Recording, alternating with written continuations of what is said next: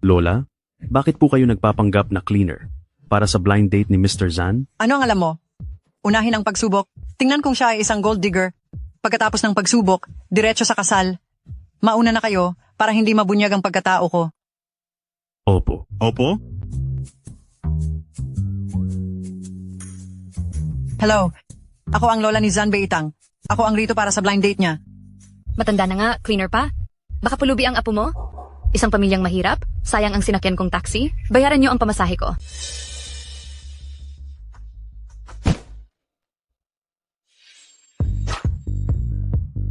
Ang trabaho ay walang pinipiling estado. Masamang babae na nang aapi ng matanda dapat saktan. Ang galing mo, bebe.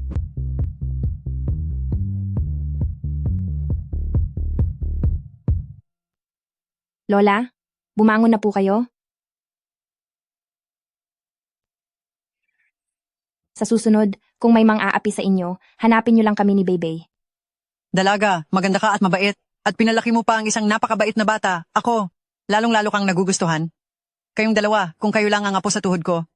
At apo, sanay kayo na lang. Lola, wag na po kayong magbiro. 5 taon na ang anak ko. Ngayon, kasama ko ang asawa ko para magpakasal. Sinong mabuting tao ang magpapakasal lang kapag 5 taon na ang anak?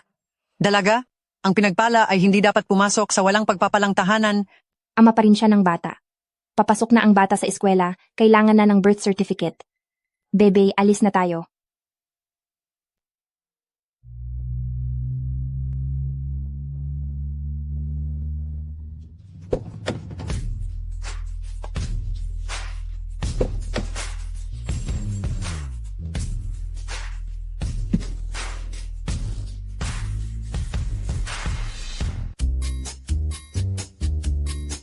Lola, suot nyo na naman ang cleaner uniform ninyo para tulungan akong mag-blind date? Sinabi ko, tanging ang may-ari lang ng kalahati pang jade pendant ang karapat-dapat na maging asawa ni Zan Beitang. Araw-araw na lang, hawak ang sirang jade pendant na iyan para hanapin ang nagligtas, magdala ng 1 bilyong dote, at samahan akong maghanap ng asawa. Jackie, tingnan mo ito. Nagkaanak ng labas tapos gusto mo pa akong pakasalan? Hindi ito posible. Isang beses lang noong gabing iyon, nabuntis na ako. Ikaw lang ang lalaki ko. Kaya pala, matapos tayong maging magkasama ayaw mong magpahawak, gusto mong maging panakip butas ako? Ha? Pinilit mo akong agawin? Ito ang babaeng walang pinag-aralan? Siguradong may hindi pagkakaunawaan. Mabuting bata si Kier. Lin Xiang, dati sinabi mong pakakasalan mo ako kapag nagkaanak tayo. Pagkatapos naming magkaanak, pakiramdam mo si Bebe ay anak na babae. Ayaw mong magpakasal. Ngayon 5 taong gulang na si Bebe. Kung hindi siya mailista, hindi siya makakapag-aral. Tapos sinasabi mong hindi mo anak ang bata. Kung talagang gusto mong pakasalan ng anak ko, magbayad ka ng 30,000 piso, baka sakaling awa namin ay tanggapin ka namin, kasama ang bata mong pabigat. Ang pamilyang ito, mas pinapahalagahan ng lalaki kaysa sa babae. Napakalaki na ng bata, ayaw pa rin nilang kilalanin. Sa tingin ko, si Kier ay nakahanap ng masamang tao. Kung hindi kayo magpakasal, kami ang pamilya Zan ang magpapakasal. At bibigyan ko si Kier ng 100 milyong piso bilang dote.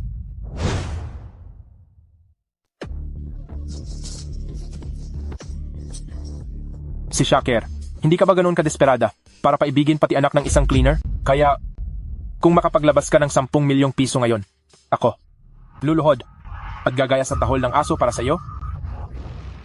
Ang lola ko, si Zan Beiting, ay hindi pwedeng maliitin ng kahit sino.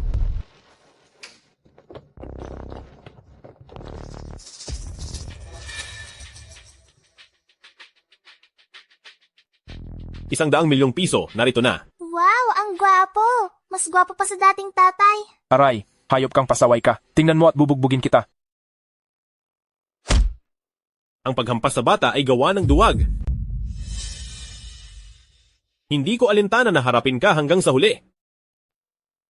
Sige. Sa susunod, huwag kang magpakita sa amin ulit. Tara na. Lola, salamat sa inyo ng tito sa pagtulong sa akin at kay mommy. Ang bata na ito. Kamukhang kamukha ni Beiting. Siya nga ang apo ko sa tuhod. Pagkakataon nga naman.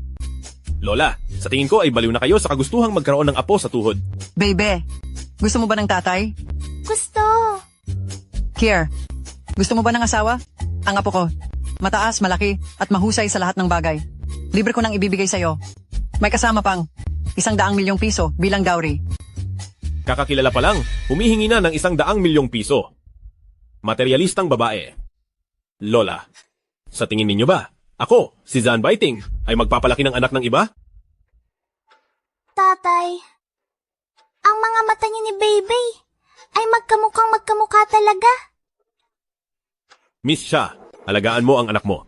Huwag mong hayaang maghanap ng tatay kung kani-kanino. Mama, ayaw ba ako ni Tito? Ayaw ba niya maging papa ko? Hindi. Si Tito, kakakilala pa lang niya kay Bebe, kaya hindi pa siya gaanong sanay. Ang Bebe natin, ang pinakakaibig-ibig. Ang cute-cute ng batang ito. Ang tigas talaga ng puso mo. Ngayon, dapat kang maging ama sa kanila at asawa. Ako.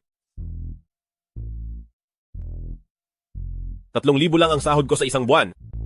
Sigurado ka bang magpapakasal? 3,000 ang buwan ng sahod, pero nakakapaglipat ng 10 milyong yuan ng basta-basta? Wow! Papa, ang galing mong mag-ipon ng pera. Mga props lang yon sa pag-arte. Ang totoo, extra lang ako sa hengdian. Mga inupahan ko lang ang lahat ng taong yon. Gusto mo pa ring magpakasal? Basta bigyan mo ng birth certificate si Bebe. Handa akong magpakasal. Siguradong pwede. Narinig mo ba? Bakit ka pa nakatayo diyan? Hindi ka pa ba pupunta para kumuha ng kasal kasama ang asawa mo?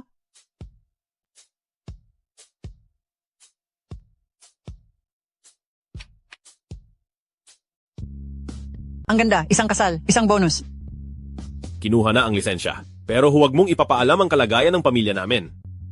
Sige. Ako, maaari akong tumulong sa'yo na itago. Ipinapangako ko, magugustuhan mo si Kaer balang araw. Imposible. Nakasal ako sa isang lalaking kakikilala ko lang 2 oras.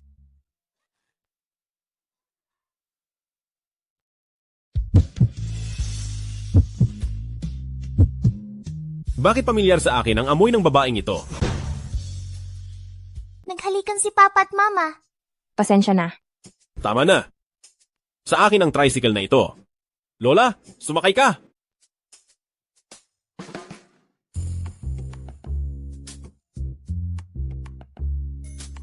Hindi ganoon iyon.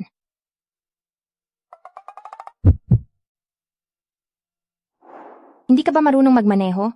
Ihahatid ko na lang si Lola. Bakit ka nakatayo lang? Hindi ka kasya rito. Umalis ka na. Bebe, halika rito sa Lola.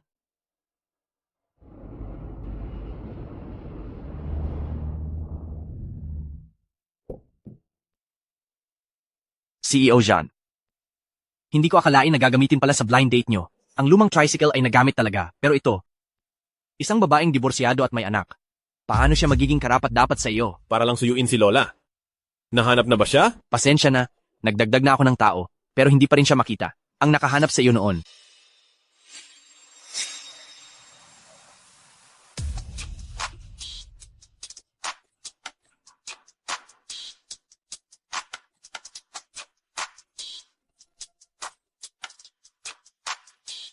Gising ka na. Buti na lang at nakita mo ako.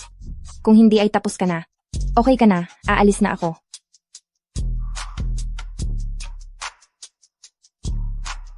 Magdagdag pa ng tao. Dapat siyang mahanap, siya lang. Ang karapat-dapat na maging asawa ko, si Zan Baiting. Opo. Bakit napakabagal magmaneho? 4 ang gulong. Mas mabilis pa ang may 3 gulong. Opo.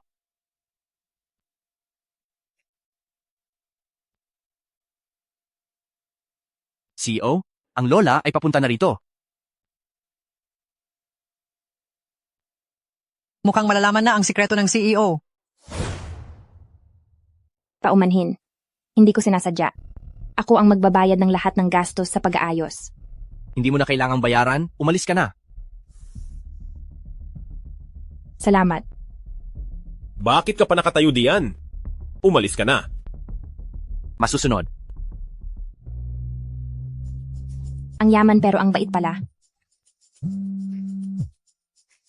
Nako, Lola Bebe, umupo kayo ng maayos. Pupunta na ako sa kumpanyang Quican para magtrabaho. Quican, hindi ba ito ang bagong kumpanyang binili ni Baiting? Boss John, lahat ng disenyo ng mga designer ng Quican ay narito. Ang sapatos na kristal na ito ay bago at kaakit-akit para sa kasalukuyang merkado ng kababaihan. Ito ang magiging pangunahing produkto para sa quarter na ito. Masusunod. Halika, lahat, uminom kayo ng milk tea.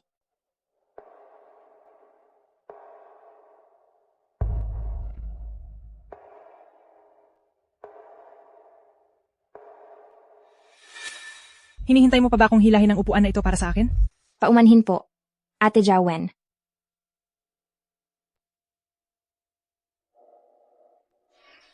Pati ba naman isang intern ay maglalakas loob na makipantay sa akin? Tumayo ka sa gilid. Mga kasamahan, ang bagong presidente ay nakumpirma na ang pangunahing produkto natin sa quarter na ito, ang sapatos na kristal. Kaya ngayon, tawagin natin ang designer ng sapatos na kristal na ito. Hindi ko akalaing napili ang gawa ko. Ginang Zhao Wen. Umakyat ka sa entablado upang ipaliwanag ang disenyo na ito. Ang manager, hindi ka ba nagkamali? Ako ang nagdisenyo ng sapatos na kristal na ito.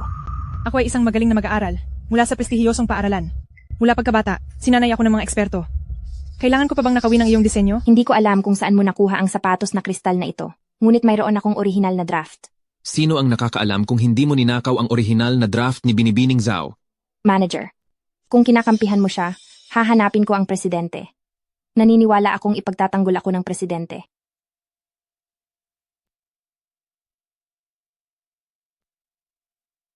Presidente.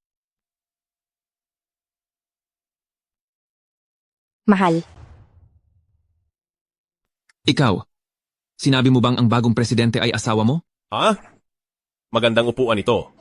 Naku, naayos ko na po ang upuan ng presidente. Upo. Ikaw. Ikaw yung may-ari ng Mercedes-Benz? Ang presidente ay nagtatrabaho bilang part-time na driver ng Didi. Talagang hindi maganda ang sitwasyon ng ekonomiya. Sabi ko na nga ba, ang asawa ni Shaki Air. Paano naman magiging presidente? Anong nangyari? Hindi pa nagsasalita ang presidente. Sino ka para magsalita? Ikaw na empleyado lang. Ano naman kung empleyado lang? Hindi ko papayagan na sabihan mo ng ganyan ang asawa ko. Ang babaeng ito ay nasa sarili niyang gulo, pero gusto pa rin akong protektahan. Presidente, ang pares ng sapatos na kristal na ito ang disenyo ko. Si Zhao Wen ang nagnakaw ng aking disenyo. Ito ang aking disenyo ng guhit kamay. Presidente, si Shaki Air ang naninira ng iba habang siya mismo ang may sala. May disenyo rin si Ginang Zhao. Sabi ng Feng Shui Master, hindi raw ako dapat magtrabaho ngayon, kaya ipaubaya ko na ito sa aking matatalik na kaibigan. Ikaw na ang tumingin.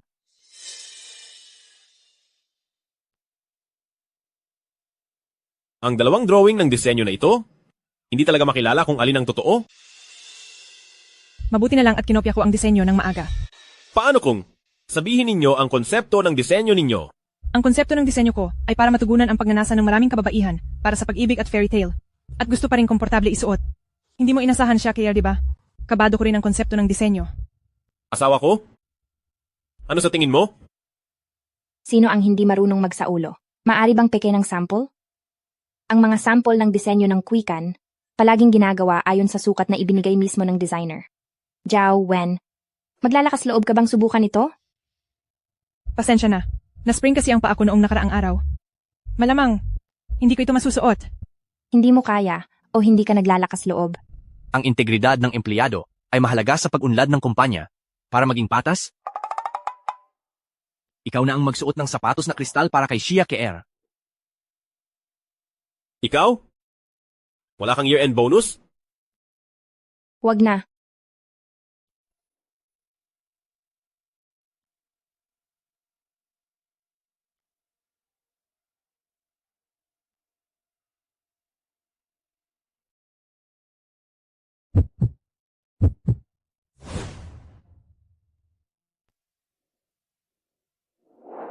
Wala na ba kayong masabi?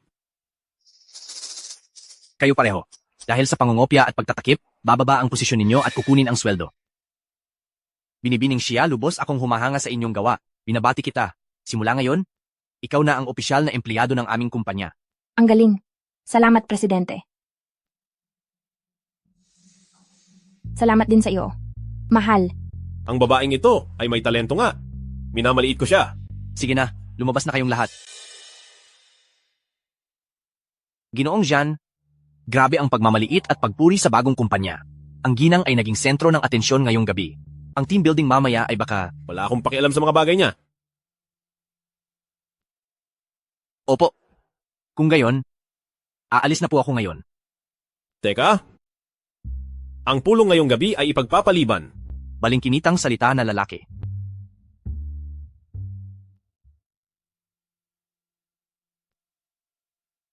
Nagpapanggap na bida sa trahedya mag-isa dito. Iniisip ko lang na mag-overtime para makadagdag sa panggastos sa bahay. Hindi ko inakala na ganoon siya katipid. Mukhang nagkamali ako noon tungkol sa kanya. Hindi ko pa kailangan na ikaw ang bumuhay sa pamilya. Bakit hindi ka pupunta sa team building? Pagtawanan lang ako ng mga tao sa suot kong ito. Kung hindi ka pupunta, mas lalo lang silang hindi magpapahalaga.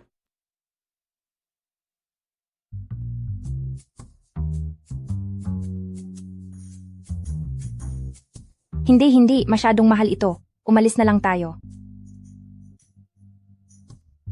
Dito ay libre ang makeup at hair at pwede ring umarkila ng damit. Talaga? Dito umuupa ang buong crew ng aming palabas. Halika na.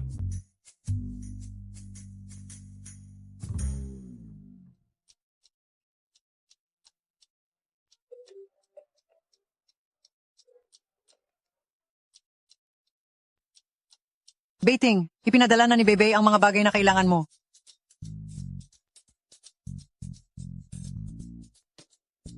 Na-deliver na po ang inyong order. Bilang ganti, si Bebe na delivery person ay pwedeng pumili ng kahit anong damit na gusto niya dito. Ang galante ni boss.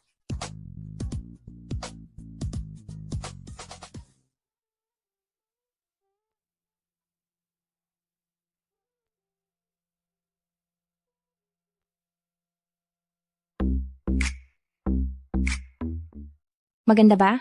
Wow, mommy, prinsesa ka ba? Ang ganda!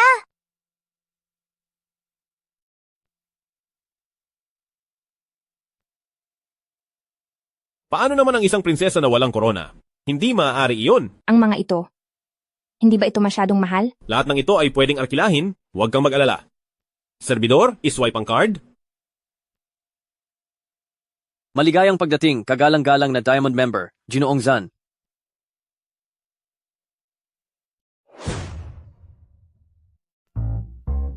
Anong klaseng walang saysay na gilas ito para sa bagong card? Anong membership?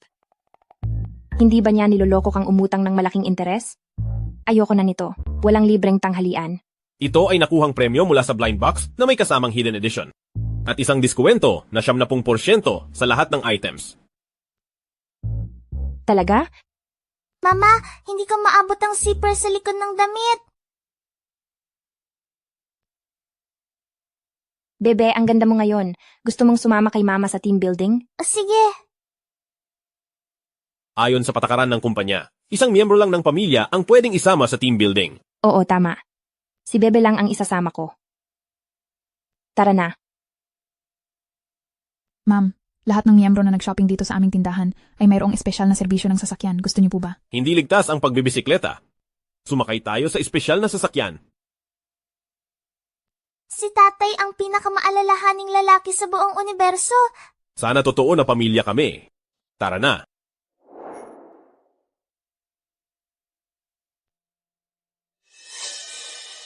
Mukhang mahal ang jade pendant na ito. Ate Wenwen, ang ganda mo ngayon. Mas lalong pinuti ka ng kwintas sa leeg mo. Talaga? Ordinaryong kwintas lang ito. Bigay ng boyfriend ko. Mga 5 milyong yuan lang. Nga pala, bakit hindi dumating si Xiaoker? Baka masyado siyang mahirap, kaya hindi na lang siya dumating. Ay, tingnan niyo ang plaka ng kotse. 58. Ito ang sasakyan ng unang pamilya sa imperial na syudad. Ang angkan ng Zan. Sa buong buhay ko, nakita ko rin ang isang malaking personalidad mula sa pamilya Zan.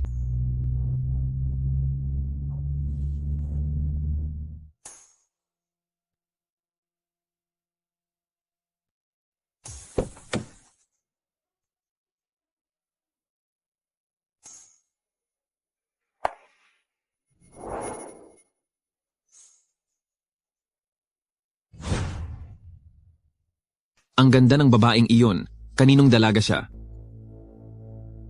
Si Summer. Pagdating pa lang, inaagaw ng atensyon. Gusto mong mamatay. Kung hindi ako nagkakamali, ang suot na korona ng babaeng iyon ay isang antigong korona ng Maharlika ng Inglaterra. Ang halaga ay hindi matansya. Nagkamali ka ba ng tingin? Ito ang bigay ng asawa ko sa akin, hindi ito isang antigong korona. Tama, ang antigong korona na iyon ay matagal nang nakolekta ng Jan Group sa museo. Si Summer at ang asawa niya, kahit habang buhay magtrabaho, ay hindi nila kayang bilhin. Ano ba ang biro? Nakita ko na ito sa pribadong museo ng Zan Group. Hindi ako maaaring magkamali. Siguro bumili lang ng peke, para lang magpakitang gila sa team building, tama. May tao ba dyan? Kunin ninyo ang peking ito at itapon. Opo, sige. Masama, wag mong apihin ang nanay ko. Halos makalimutan ko na ang salot na ito. Katulad siya ng nanay niya, isang basura. Ang salot ay bulok at mabaho. Ngayon ay bibigyan kita ng pambango.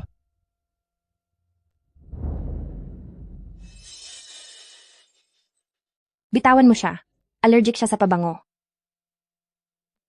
Allergic? Kung gayon, sige.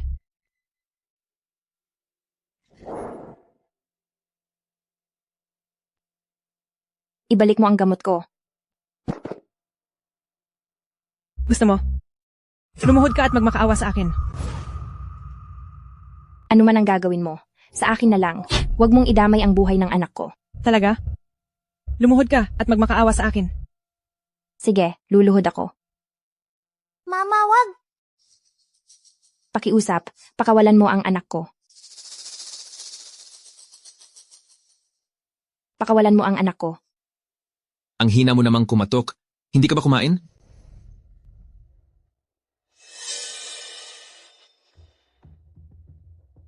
Pakawalan mo ang anak ko, pakiusap. Sabi ni Lola, kapag nasa panganib, tawagan lang ang numerong ito at pupunta agad si Papa. Pati ba ang report nagkakamali pa rin? Bakit ko pa kayo inupahan sa Zanshi? Paumanhin, Janzong. Ako?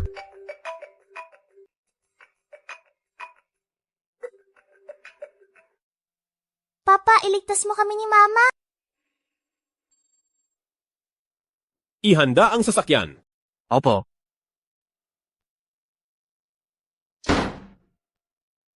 Shaker, ang isang hamak na tulad mo ay nangangahas na kumontra sa atin. Ngayon ay ipapakita ko sa iyo ang dapat mangyari.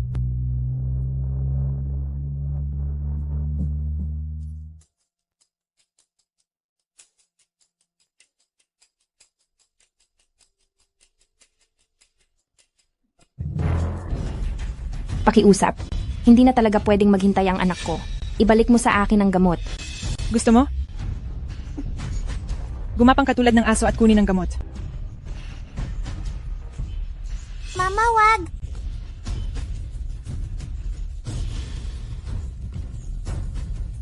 Tigil lahat.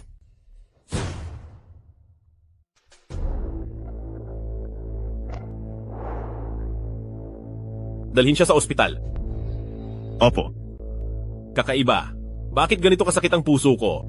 Huwag mo akong intindihin. Tingnan mo si Baybay. Huwag kang mag-alala, hindi siya magiging anuman. Pero kayong lahat, magkakaproblema. Kailan pa naging karapatan ng isang mekaniko na magpakitang gilas dito? Sio. Ang lakas ng loob ninyo. Nasaktan ng mag-ina ni Shiakware. CEO, hindi ko lang matanggap na ginaya ni Shiakware ang inyong koronang pamana. Kaya ko siya sinaktan. Ginaya? Iyong walang katulad na hiyas sa buong mundo, dinala ko mismo para sa mag-ina. Paano? Paano nangyari iyon? Ano ang gagawin sa mga taong ito? Nasa sa inyo ang desisyon. Sino man ang naglakas loob na saktan ng aking asawa, babayaran nila ito ng libu-libong beses. CEO, patawarin niyo po ako. Si Jawen po ang nag-utos sa akin na gawin ito. CEO, wag niyo pong pakinggan ang sinasabi ng mekanikong ito. Hindi ko sinasadya. Ang utos niya ay utos ko? Hilahin niyo silang lahat pababa. Ayos ka lang ba? Paumanhin. Hindi ko alam na ang koronang ito ay pamana ninyo. Huwag niyo pong sisihin si Baiting. Sa puntong ito, ang una niyang inisip ay protektahan ako. Kapag ibinigay na sa iyo na iyon, hindi mo na kailangang ibalik. Pero,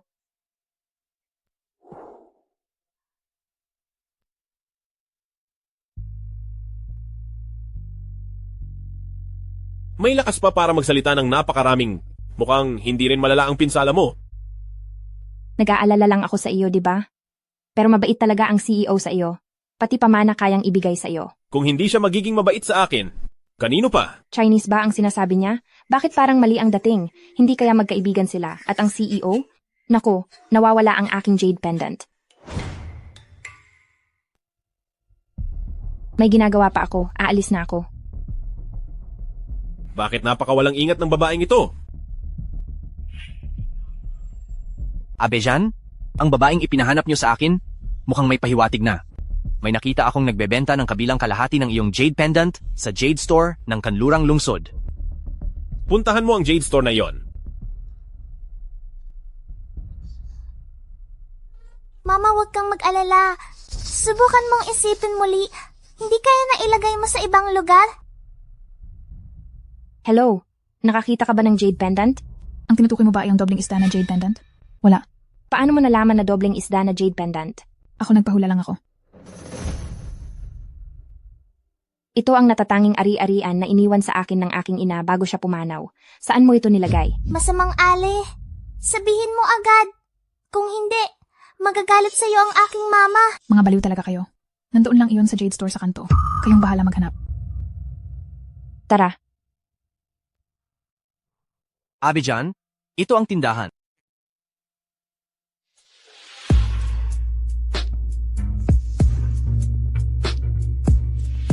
Sir, anong bibilhin nyo? Pili lang kayo.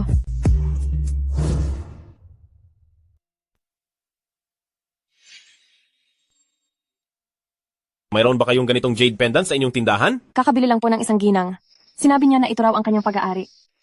Sa kaya, kung ganoon, ano ang hitsura niya?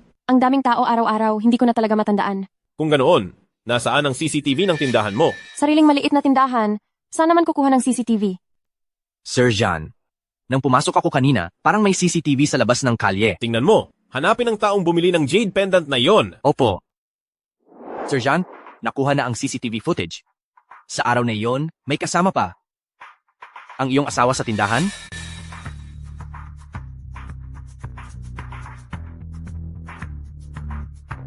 Si Shaker? Siya kaya?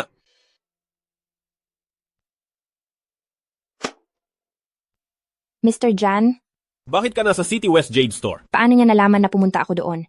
Sa totoo lang, hanggang ngayon, hindi ko pa rin siya lubusang kilala. Nabenta na minsan ang jade pendant. Hindi dapat ipagmalaki ang yaman. Ako, ipinagbili ko ang sarili kong alahas. Itong jade pendant na ito, nakita mo na ba? Hindi ko pa nakita. John Baiting, ano ba ang iniisip mo? Paanong magiging siya ang babaeng ito? Nga pala, Sir Jan, paano mo nalaman na pumunta ako sa tindahan na iyon? Ako? Dumaan ako? Nagkataon lang na nakita ko? Mr. Jan, yung sinabi ko noon tungkol sa pagrehistro kay Beybey, may oras ka ba ngayon? Tara na.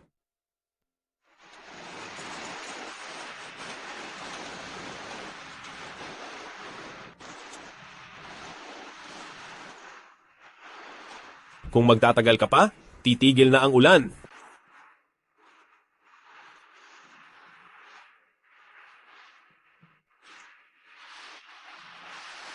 Hawakan mo lang ng maayos ang payong.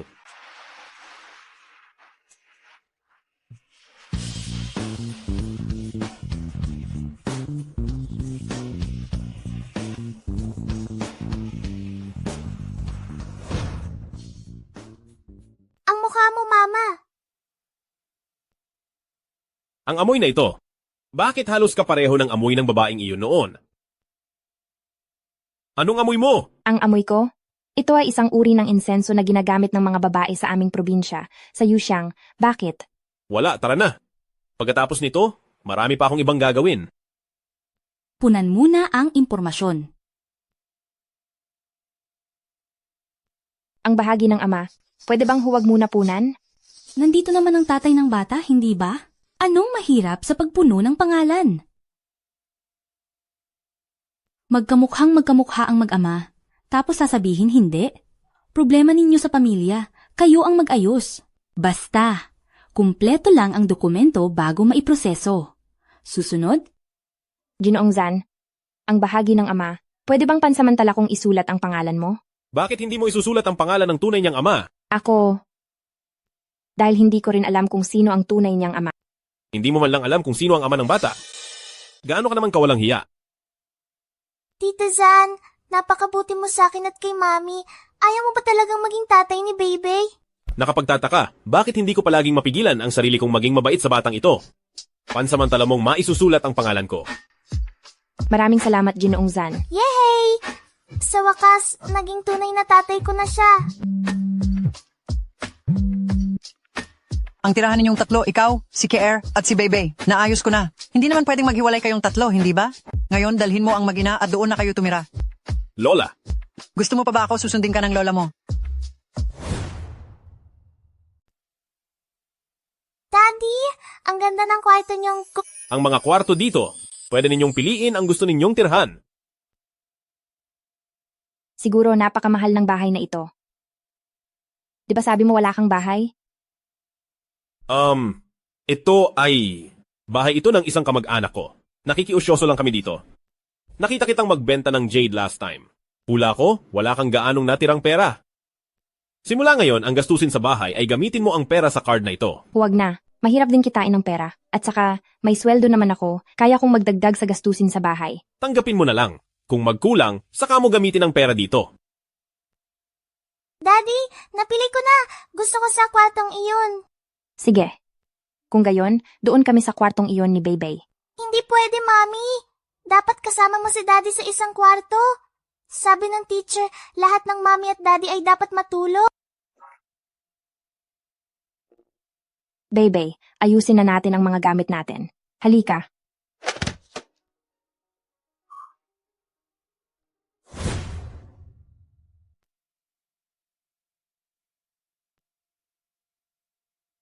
Mama, Tara na. Kailangan pa kasing pumasok ni na mama at papa sa opisina mamaya. Bakit noong tumingin siya sa akin kanina, parang may kakaiba akong nararamdaman na hindi ko maipaliwanag? Imposible! Hindi siya maaaring si Shaker.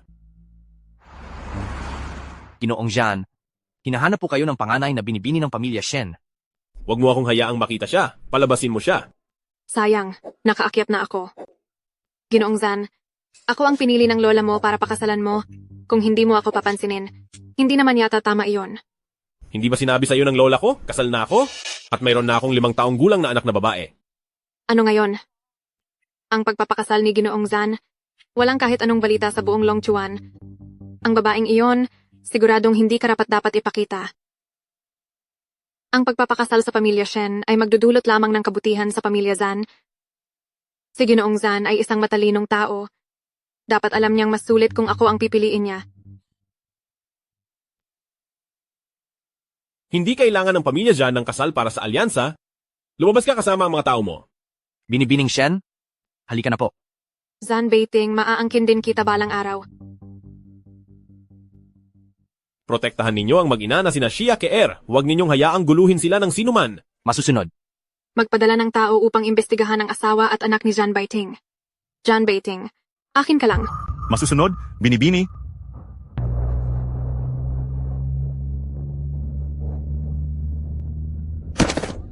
Bulag ka ba? Paano ka magmaneho? Patawad po, binibini. Bigla na lang kasing lumabas ang babaeng iyon. Kung gusto mong mamatay, lumayo ka na lang. Huwag mong lalapitan ang akin. Fei-Fei. Ikaw ba si? Care. ang gutom ko. Fei-Fei, nandito na ako. Mag-ingat ka, Fei-Fei. Ayos ka lang ba, Fei-Fei? Patawad, Kier. Dahil sa akin, napasok ka rin. Ayos lang. Ang magkakaibigan lang ang may parehong marka. Hindi ako nasasaktan, Fei-Fei. Marami akong masarap na pagkain sa bag ko. Sa susunod, kapag gutom ka, hanapin mo lang ako. Huwag ka nang gagawa ng mga delikadong bagay, ha? Napakaswerte naman natin kay Air. Ihahatid na kita pa uwi. Sige. Pagkamatay ni Mama, ipinadala agad ako ng pamilya Shen. Doon ko lang nalaman na anak ako sa labas ng pamilya Shen. Noong umalis ka noon, nag-alala ako ng matagal. Hindi ko inaasahan. Umuwi ka para maging isang mayamang binibini. Fei-Fei, nakikita kong napakaganda na ng buhay mo ngayon. Tuwang-tuwa talaga ako para sa iyo. Hindi rin madali ang maging isang mayamang binibini. Para sa kapakanan ng pamilya Shen, pinilit ako ng aking madrasta na makipag-alyansa sa pamilya Jan. Mabuti na lang at guwapo naman ang lalaki, kaya medyo nasiyahan ako. Jan ang apelido? May kaibigan din akong Jan ang apelido. Ano ang Fei, nakarating na ako. Mauna na ako. Maaari ba akong umakyat at umupo? Gusto ko sanang makita ang anak mo. Kung kamukha ba niya ang mama niya noong bata pa siya. Oo naman, ikaw ang pinakamatalik kong kaibigan. Tara.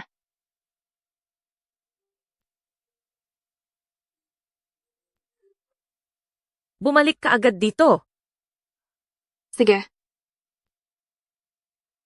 Patawad kay Er. Bigla akong nagkaroon ng kailangan. Baka hindi na ako makapunta para makita ang anak mo. Sa susunod na lang tayo pumunta. Sige. Pakibigay ang inihanda kong regalo kay Ginang siya. Wag na, Fei. Masyado itong mamahalin, hindi ko ito matatanggap. Bakit ka nagpapaka-formal sa akin? Kahit may anak na, dapat tandaan pa ring magpaganda sa sarili. Naalala ko ang mga damit na isinusuot mo noong bata ka. Talagang araw-araw ay iba-iba. Salamat, Fei.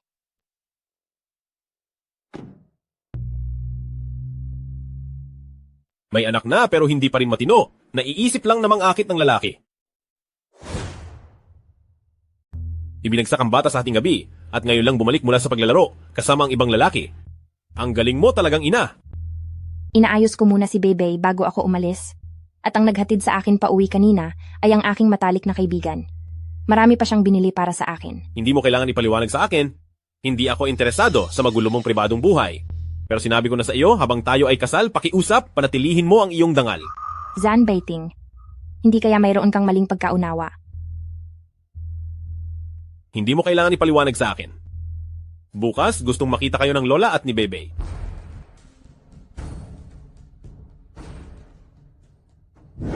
Mama, ang ganda ng damit mo.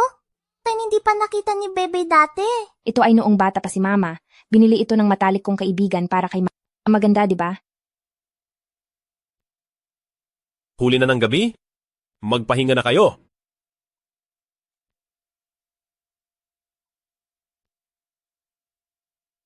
Ginoong Zan, ito ang bento na inihanda ko para sa iyo. Huwag mong sayangin ang oras sa paggawa nito sa hinaharap. Hindi ko kailangan.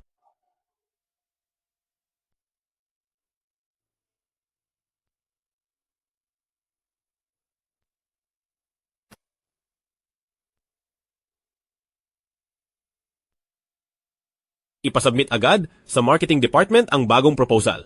Opo. Pangkalahatang tagapamahala Zan, may mensahe mula sa katiwala, nagtatanong kung ano ang gusto mong kainin ngayon, ipapadala raw mamaya. Hindi na kailangan. Naihanda na ni Shakier ang bento para sa akin. Ang pihikan ni pangkalahatang tagapamahala Zan, handa siyang kumain ng lutong ng estranghero. Pangkalahatang tagapamahala Zan, hindi kaya nahuhulog na ang loob mo sa may bahay? Imposible. Ang mamahalin ko lang ay ang may-ari ng Jade Pendant. Iniisip mo ang mga ito dahil sobra kang nababato. Nahanap mo na ba kung sino ang kumuha ng Jade Pendant sa Jade Factory noong nakaraang beses? Pasensya na, Mr. Jan. Magdadagdag ako ng tao para ipagpatuloy ang paghahanap. Umalis ka na. Opo. Mr. Zan, diretsahin ko na. Basta pakasalan mo ako. Ang Shen Group sa hinaharap ay magiging sa Zan family. Bakit hindi mo palubusin? Ang Shen Group ko ay pangalawa lang sa Zan family. Ang Shen Group ay mukhang malakas lang pero mahina sa loob. Hindi ko pa rin binibigyan ng pansin ang Zan family ko. Sinabi ko na noong nakaraang beses, hindi kailangan ng Zan family ng marriage alliance. Lumabas ka. Baka gusto ni Mr. Zan ang uri ng asawa na mahusay at mabait? Kaya ko ring subukang umarte para kay Mr. Zan. O baka, mas gusto ni Mr. Zan, isang mabait na asawa sa harap ng tao. Pero sa likod, isang babaeng malandi. Ayaw ko sa uri mong babaeng pabaya at marumi. Lumayas ka.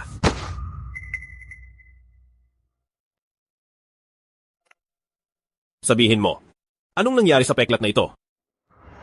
Bakit biglang ganito kadaling magalit si Mr. Zan? Narinig ko dati na may hinahanap siya. May kinalaman kaya ito sa peklat na ito? Simula pagkabata ko pa itong peklat na ito. Bakit, Mr. Zan? Baka. Yung nagligtas sa akin sa tabing dagat dati? Baka ikaw yun?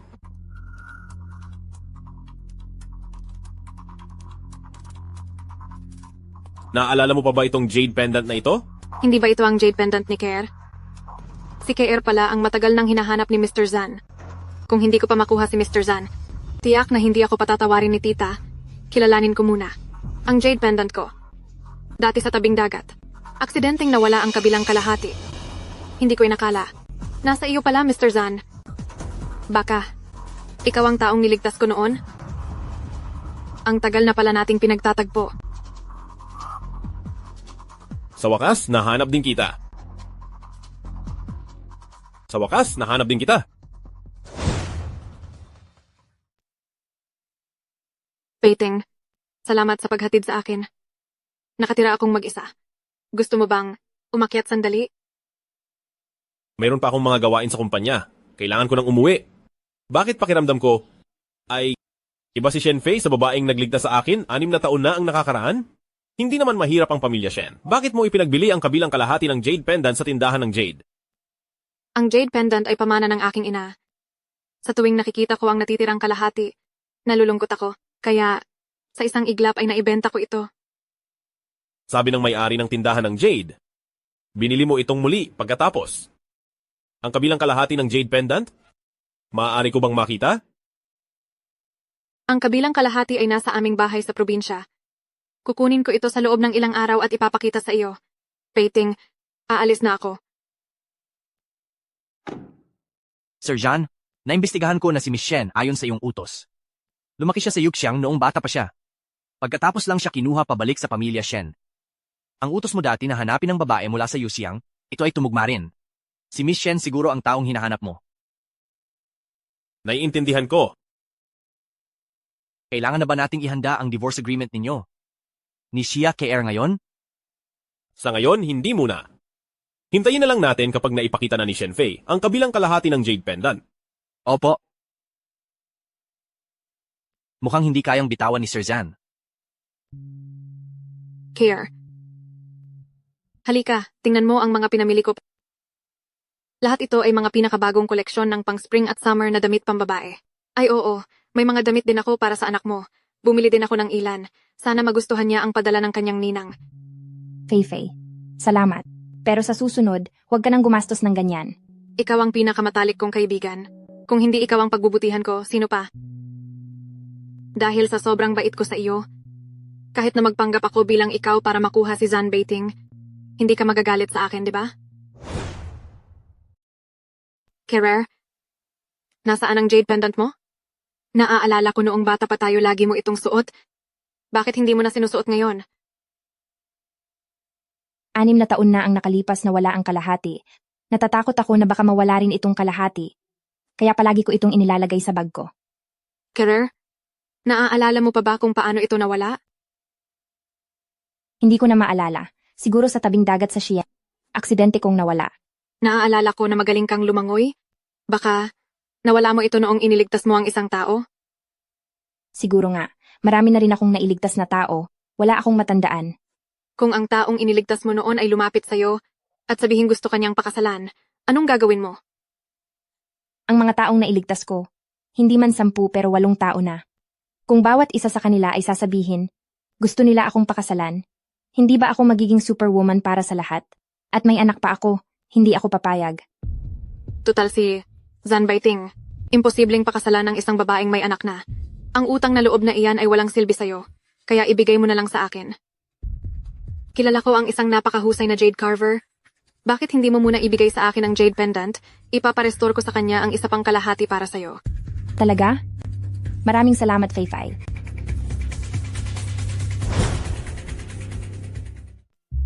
Northting, I heard from assistant. You only pretended to marry to appease your grandmother. Now that I'm back, when are you going to divorce that woman? Did you get your jade pendant back from the beach? Are you still suspecting that I'm lying to you? Look, this is my jade pendant. The other piece was lost 6 years ago when I saved you on the beach in Xi'an. It really was her who saved me back then. I'm sorry, Xiaofei. I shouldn't have doubted you. It's okay, I understand. Given your status, it's only right to be cautious. So, when are you going to divorce that woman? I'll tell her today.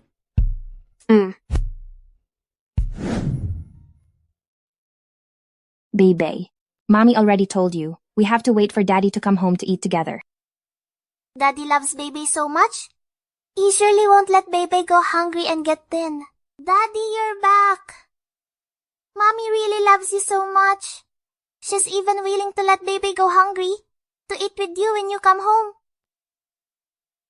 Bebe isn't Mommy's number one anymore. Bebe, you're talking nonsense again.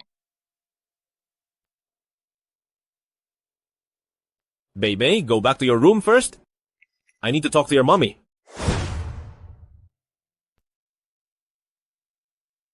Nahanap ko na ang babaeng mahal ko. Kailan ka ba libre? Pumunta tayo sa rehistro at maghiwalay na. Okay lang po sa akin. Bahala na si Mr. Jean sa schedule. Bati po Mr. Jean, nahanap ninyo na ang babaeng mahal ninyo. Yang babaeng yan, talagang swerte siya, na makakilala ng isang lalaking kasing buti ninyo. Bilang kapalit, ikaw at si Bebe ay pwedeng manatili dito. Hindi nyo kailangan lumipat. Hindi na po. Napag-usapan na po kasi na kapag nahanap nyo na ang mahal nyo, maghihiwalay na tayo. Wala po kayong utang na loob sa akin. Hindi nyo kailangan mag-alala na wala kaming matitirhan.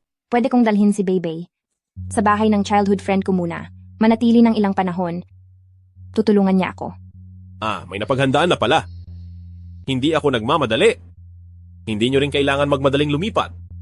Bago tayo maghiwalay, ayokong magkaroon ng anumang eskandalo na makakasakit sa lola ko. Kaya, ikaw at si Bebe, manatili muna dito. Kung gayon, sige, buwan-buwan, ibibigay ko ang bayad sa upa sa inyo. At saka, para maiwasan ang mali siya, mas mabuting huwag na rin po kayong umuwi sa gabi. Hindi mo kailangan sabihin. Alam ko na rin. Daddy, wag kang umalis. Pag umalis ka, wala na naman Daddy si Bebe. Bitawan mo siya, Bebe, hindi mo siya daddy. Mama, wag mong paalisin si Papa. Sasabihin ng mga kaklase ko sa kindergarten na ako raw ay walang papa at hindi na nila ako kalaro. Bebe, huwag ka nang umiyak. Hindi na ako aalis. Kung gayon, mangako kayo kay Bebe na hindi kayo mag-aaway at hindi kayo maghihiwalay. Si Mama ay nangangako sa iyo na hindi na kami mag-aaway ni Papa at hindi na kami maghihiwalay ni Papa. Patawad, Bebe, niloko ka ni Mama. Papa, kailangan mo ring mangako. Sige, nangangako si Papa na hindi na kami mag-aaway ng iyong mama at hindi na kami maghihiwalay. Umiiyak. Ngayon, ngingiti ka na ba? Halika, ngumiti ka nga kay... Bakit ganyan din ang galaw mo? Sinasabi mo ang pagpisil sa pisngi? Hindi ba't ginagawa lang yan ng lahat? Sunbathing? Ano ba ang iniisip mo?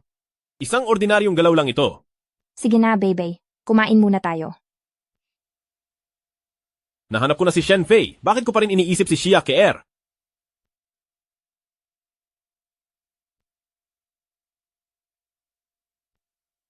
Sa wakas, nakatulog na rin siya. Salamat kanina, Ginoong Zan. Bukas ng umaga, susunduin kita para pumunta sa rehistro ng diborsyo. Huwag ka nang gumawa ng anumang palusot para patagalin. Ang ibig mong sabihin, sadyang pinatagal ko lang si Bebe para pigilan ka, para hindi ka makaalis? Mas mabuti kung hindi.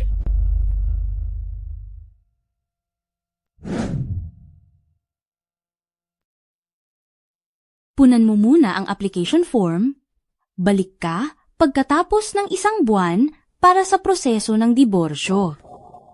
Ang tagal naman. 2 buwan pa lang kayong kasal, di ba? Masyadong matagal? Sa susunod, pag-isipan mo munang mabuti bago ka magpakasal agad. Susunod na.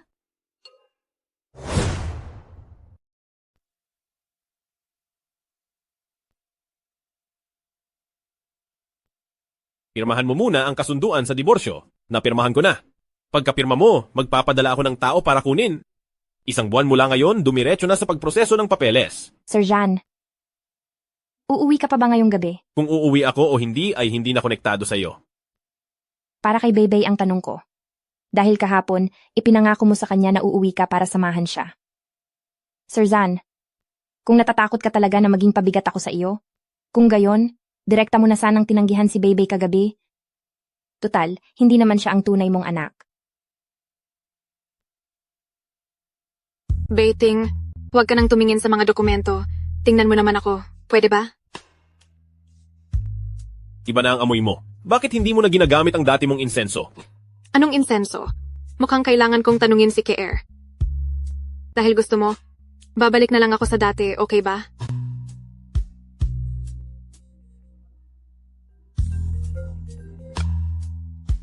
Anong nangyari? Tatay, Bebe, anong nangyari? nabully po ako sa kindergarten, tatay.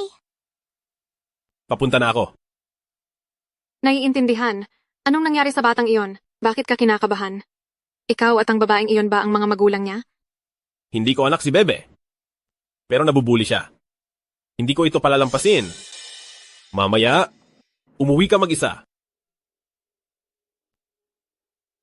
Para mapaniwala si ZHAN Baiting, para pahalagahan ng isang ampon. Napakawalang kwenta ng babaeng iyon. Bebe, bakit ka nandito? Ayos lang po, Mama. Ang init. Nagtatago po ako sa araw. Malapit nang magsimula ang paligsahan. Tara na. Mama, ito sila Baybay na walang tatay sa klase namin. Hindi mo ba sinabing darating siya ngayon? Bakit hindi siya nakikita? Sinungaling naman loloko. Ikaw ang sinungaling naman loloko. Nakipag-usap na si Bebe sa kanya. Malapit na siyang dumating. Talagang bata na walang ama. Walang anumang pag-uugali. Ginangbay, pakiusap, maging maingat ka sa pananalita sa harap ng mga bata. Sige, sasabihin ko. Ang anak mo ay isang bastardang walang ama. Ikaw na ina, siguradong hindi rin maganda. Siya, Ching, huwag na tayong maglaro sa kanya ha. Tara na. Tatay, dumating ka rin sa wakas. Ginoong Zan, bakit ka nandito? Tumawag si Bebe sa akin. Sabi niya sa kindergarten niya, may nang-aapi sa kanya. Paumanhin, malikot na naman si Baybay. Ayos lang kami. Pwede ka nang umalis. Tatay, huwag ka nang umalis sa... Ngayon may parent-child activity sa kindergarten. Pwede ka bang manatili at samahan si Baybay? Lahat ng ibang bata ay may tatay. Kung makita nila, hindi na sila makikipaglaro sa akin. Sige. Ngayon ang tawag sa ating laro ay Rescue the Sleeping Beauty. Bawat prinsipe na ama ay dadalhin ng kanyang anak at lalagpasan ng lahat ng hamon, pupunta sa finish line at hahalikan ng Sleeping Beauty. Mama, kung sino ang unang makarating sa finish line, siya ang mananalo. Siya, Baybay, maghintay ka na lang na matalo at umiyak. Tatay, si Bai Xiaoqing ang nagsabing ako ay isang bastardang walang ama. Dapat natin siyang talunin. Sige. Titiyakin kong ipagtatanggol kita. 3, 2, 1, simula.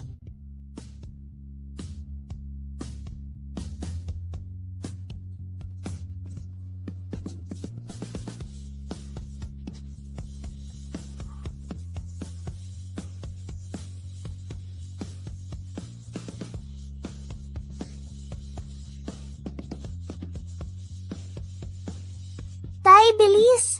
Sabi ng teacher, kailangan halikan para magising ang prinsesa para manalo. Bilis, Tay. Malapit na si Bai Xiaoqing.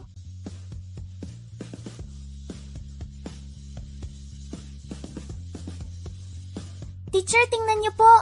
Naghalikan si Papa at Mama. Panalo kami. Teacher. Inaanunsyo ko. Si Shia Bebe, ang nagwagi ng unang pwesto.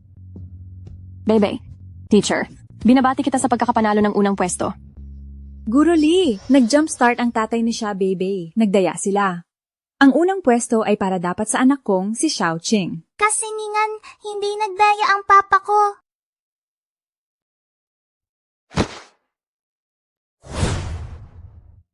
Maliit na haliparot. Naglakas loob kang itulak ang anak namin? Kung may nangyaring masama sa anak ko, makakabayad ka ba? Naglakas loob kang itulak ang anak ko? Guro Lee, gusto kong kanselahin mo ang pagiging number 1 ni Xia Beibei at tanggalin siya. Gusto kong makita. Sino sa inyo ang maglakas loob? Papa ni Bebe, alam mo ba na ang pamilya ni Xiaoqing nagpatayo ng malaking gusali para sa aming kindergarten? Pinapayuhan ko kayo ng anak mo. Magsorry na kayo sa kanila. Bebe, bilisan mo at lumuhod ka para humingi ng tawad sa kanya. Lumuhod? Ang edukasyon sa kindergarten nyo? Ay ang payagan ng mga estudyante na lumuhod ng walang dahilan? Ang mga taong tulad ninyo, hindi karapat-dapat maging guro. Ang mayayamang pamilya sa aming kindergarten ay mas mataas ba kaysa sa iba? Ikaw na pulubi. Naglalaakas loob ka pang bulihin ang anak ng mayaman. Dapat lang na lumuhod kayo para humingi ng tawad. Ayaw mong paluhurin ang anak mo, tama ba? Kung gayon, ikaw ang lumuhod. Ikaw? May karapatan ka rin? Para paluhurin ako? Kung hindi kayo luluhod ngayon, papatayin ko kayo. Alam mo ba kung sino ako? Ako ang pinuno ng pamilya Bai. Kahit ang pinakamayamang si CEO Jean ay kaibigan ko, patayin kayo. Parang kasing dali lang ng pagpatay ng langgam. CEO Jean. Nagkataon naman, magkakilala rin kami ni CEO Zan. Ikaw na amoy trabaho. May mukha ka pang sabihin kilala mo si CEO Zan? Itong suot mong mura, siguro wala pang 200? Ang amoy mahirap ay nakabaon na sa buto mo? Naglalaakas loob ka pang sabihin kilala mo si CEO Zan? Sa tingin ko, hindi ka nga karapat-dapat magbitbit ng sapatos niya. Sabi ko, tatay ni Bebe, tigilan mo na ang pagyayabang dito. Kung ayaw mong mawala ng pag-aaral ang anak mo, lumuhod ka kaagad at humingi ng tawad. Mr. Jean, bakit kayo naririto? Nagpasya na ba ang Jean Group na pondohan ng kindergarten namin? Mr. Jean, ikaw si Mr. Jean. Isang kindergarten na tulad nyo na nagmamaliit sa mahihirap, ang Jan Group ay hinding-hindi magpopondo. Mr. Jan, dati naman po ay interesado kayo sa aming institusyon. Bakit po ganito? Bakit bigla kayong nagbago? Tanungin mo ang Teacher Lee na ito. Kanina lang ay gusto niyang paluhurin ako at ang anak ko. Imposible, Director. Hindi siya pwedeng maging si Mr. Jean. Ang pangalan ng anak niya ay Xia Bebe. Dapat ang apelido niya ay Xia. Apelido ng mama ko ang gamit ko. Ang pangalan ng papa ko ay John Biting. Hayop ka! Imulat mo ang iyong mga mata at tingnan mo ng maigi. Ito si Mr. Zan ng Zan Group. Mr. Jean, nagkamali po ako. Ang Zan Group ko ay kakanselahin ang lahat ng pakikipagtulungan sa Pamilya Bai. Ang Pamilya Bai mo ay hindi na kailanman makakatapak sa Longchuan.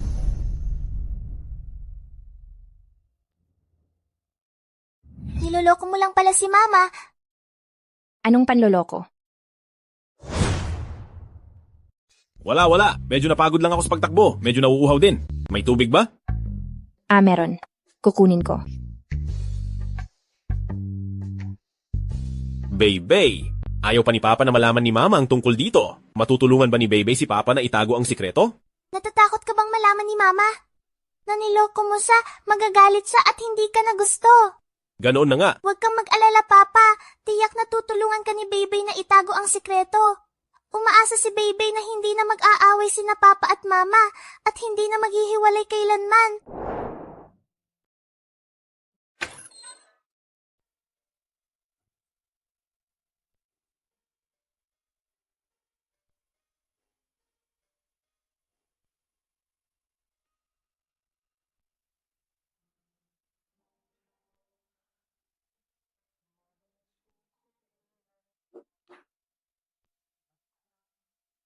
Ginoong Zan, salamat sa paghatid mo sa akin ngayon.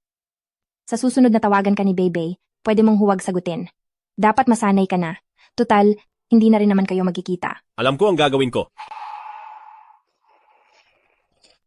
Sirang ilaw, maghahanap ako ng mag-aayos. Hindi na kailangan. Kaya ko na mag-isa. Malamang maluwag lang ang koneksyon. Hindi mahigpit ang bombilya.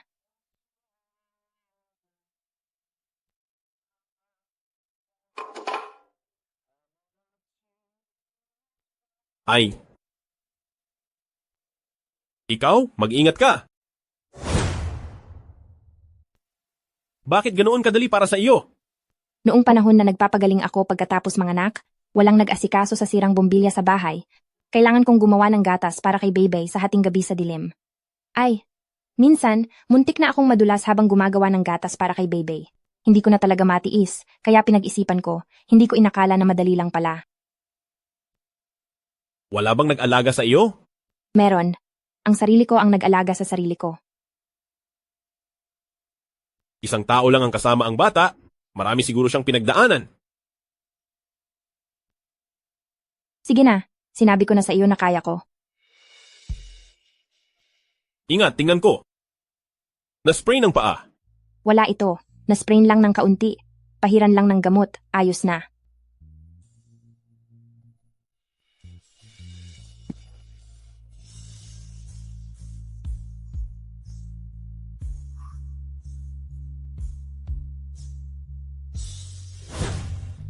Ibaba mo na ako. Paano ka lalakad na pilay? Huwag kang gumalaw.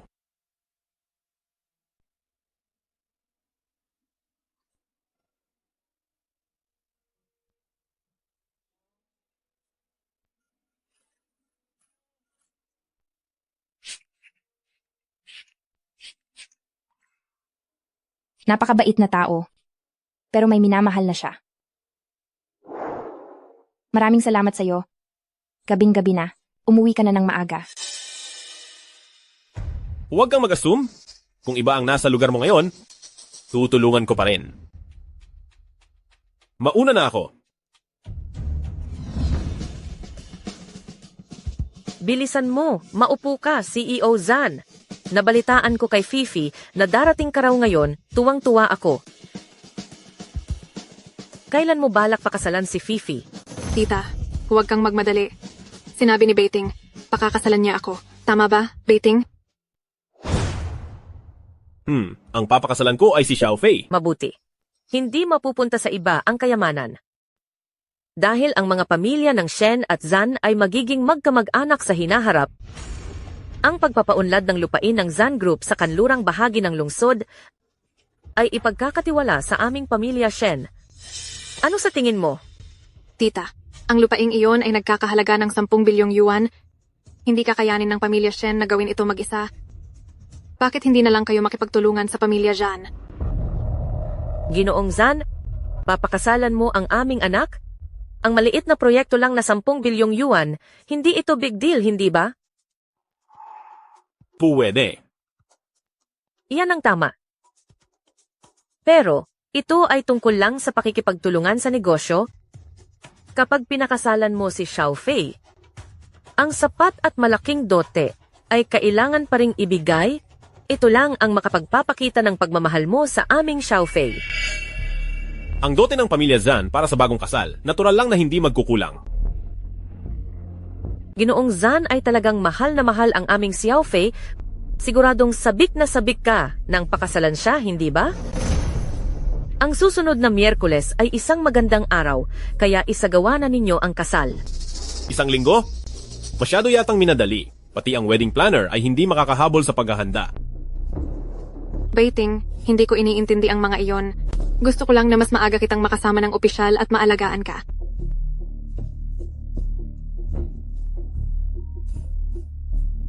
Daddy, sabi ni Mommy ay isasama niya ako sa ibang bansa at hindi na kami babalik. Ano?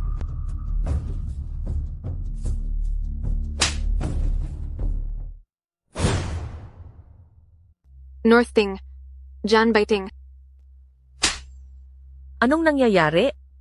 Bakit hindi mo pa rin pinapaalis ang asawa niya? Wala kang silbi. John Beiting, ang asawa niya ay basta lang niyang nakuha para lang makumbinsi ang lola niya at hindi rin sa kanya ang anak, kaya hindi ito makakaapekto sa atin. Bobo, hindi mo ba nakita kung gaano siya kinabahan kanina? Mahalaga sa kanya ang putanginang babaeng iyon. Hanggang ngayon, hinahayaan mo pa rin kontrolin ng isang single mom si John Beiting? Wala ka talagang silbi. Dapat kitang patayin na lang. Sinasabi ko sa iyo, mula ngayon, hindi mo na dapat makontrol si John Beiting. Kung makaapekto ito sa interes ng pamilya Shen, papatayin kita. Xiaofei. Bakit mo dinala si Beibei sa ibang bansa? Aalis ng bansa? Hindi ako. Papuntahin ko lang siya sa dentista. Pero sabi ni Beibei, Alam kong ayaw mong iwan kami ni Mama. Mr. Zhan, bakit ka ba takot na umalis ako? 'Di ba? natatakot lang akong hindi kita makita. Sino ang makikipaghiwalay sa akin kung gayon? Masamang Papa, sinaktan mo si Mama. Ayaw na rin sa'yo ni Beibei. Mama, tara na. Talagang dadalhin mo si Beibei sa ibang bansa? Pumunta tayo sa bansa ni Mickey para hindi na kami makikita ng masamang Papa. Huwag kang umalis. Hanggat hindi pa tayo opisyal na naghihiwalay, manatili ka lang dito. Siya Air, huwag kang umalis. Ayos lang dan. Ang lamig sa labas. Mas mabuti pang ikaw na lang lumabas. Masamang papa. Mr. Jan, gusto ko nang makipaghiwalay sa'yo sa lalong madaling panahon. Masamang papa? Labas. Bilisan mo. Labas. Ay.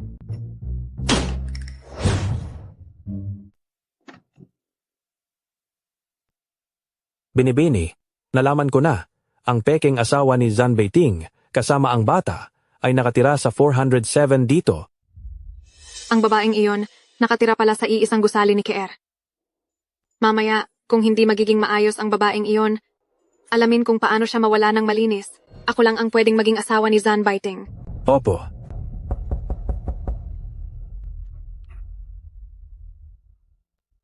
Paano ka naging si Kier?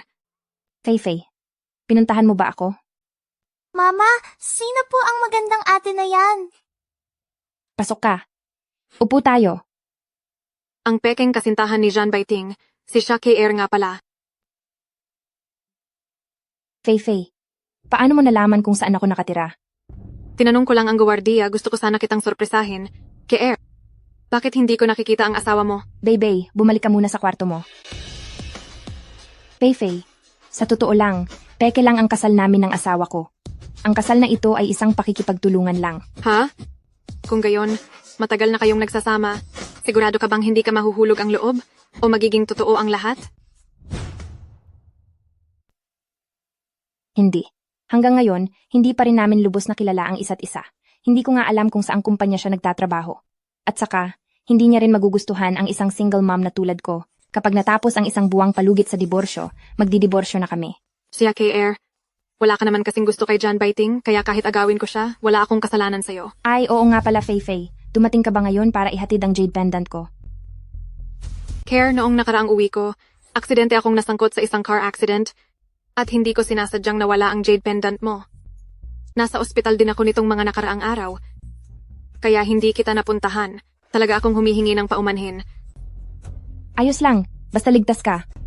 Kier, nakahanap ako ng mas magandang jade material. Ipapaukit ko ulit sa isang master para sa iyo. Ibibigay ko agad sa iyo pagkatapos. Sige.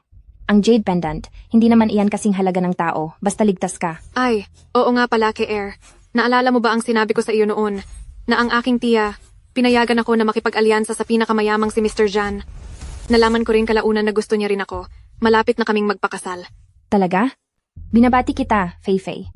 Kier, ikaw ang aking matalik na kaibigan. Gusto kong ipaayos na magkita kayo, okay ba? Siyempre, okay iyon. Siya, Kier. Sa ugali mo, malalaman mong si Zan Beiting ang aking mapapangasawa. Aalis ka naman siguro ng maayos, di ba? Beiting, ngayong araw inimbitahan ko ang pinakamatalik kong kaibigan para tulungan tayong pumili ng singsing na brilyante. Hindi ka naman mag-aalala, di ba? Basta masaya ka, ayos lang. Fei. Siya Air. Boss Jan. Ikaw pala ang mapapangasawa ni Fei. Ang pinakamayamang Boss Jan. Kier, kilala mo ba si Beiting? Hindi. Siya pala ang boss ng kumpanyang Zan. Hindi niya man lang sinabi sa akin. Siguro nag-iingat lang siya sa akin. Siyempre, hindi naman ako kilala ni Boss Jan. Maliban sa isang beses na bigla siyang napadpad sa opisina, doon ko lang siya nakita.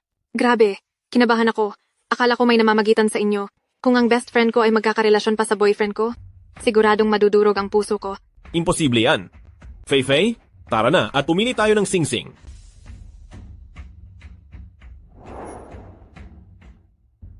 Kier, tingnan mo. Ito ang pinakamakakaibang pulang brilyante ng Bulgari. Nagkakahalaga ito ng 2,340,000 milyong piso. Ang ganda naman. Oo nga. At ang ibig sabihin daw ng pulang brilyanteng ito ay pagdating ng tunay na pag-ibig, talagang mahal ka ni Boss Jan. Beiting, sobrang bait mo sa akin. Sige na, may ibang tao dito. Si Kier, hindi naman iba. Makita niya tayong ganito ka-sweet, tiyak na matutuwa rin siya para sa atin. Di ba, Kier? Oo naman. Fifi, may gagawin pa ako. Mauuna na ako. Kier, wag mo sana akong masamain. Sino ba namang magsasabi na talagang nagkagusto si Baiting sa'yo? Kaya wala akong magawa kundi gumawa ng paraan para alisin ka sa puso niya.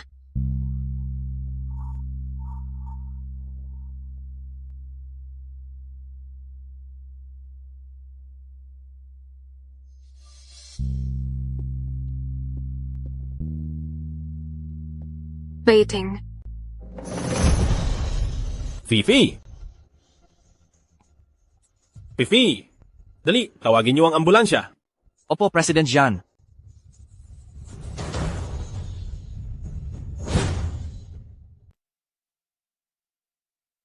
North Ting. Fifi! Akala ko hindi na kita makikita muli. Bakit ka ba napakabobo? Sinabi sa akin ni Kier. Kahit na peke ang kasal ninyo, gusto ninyo ang isa't isa. Tama siya? Ako ang pinakamatalik niyang kaibigan. Paano ko magagawa ang ganitong kahihiyan? Agawin ang asawa niya.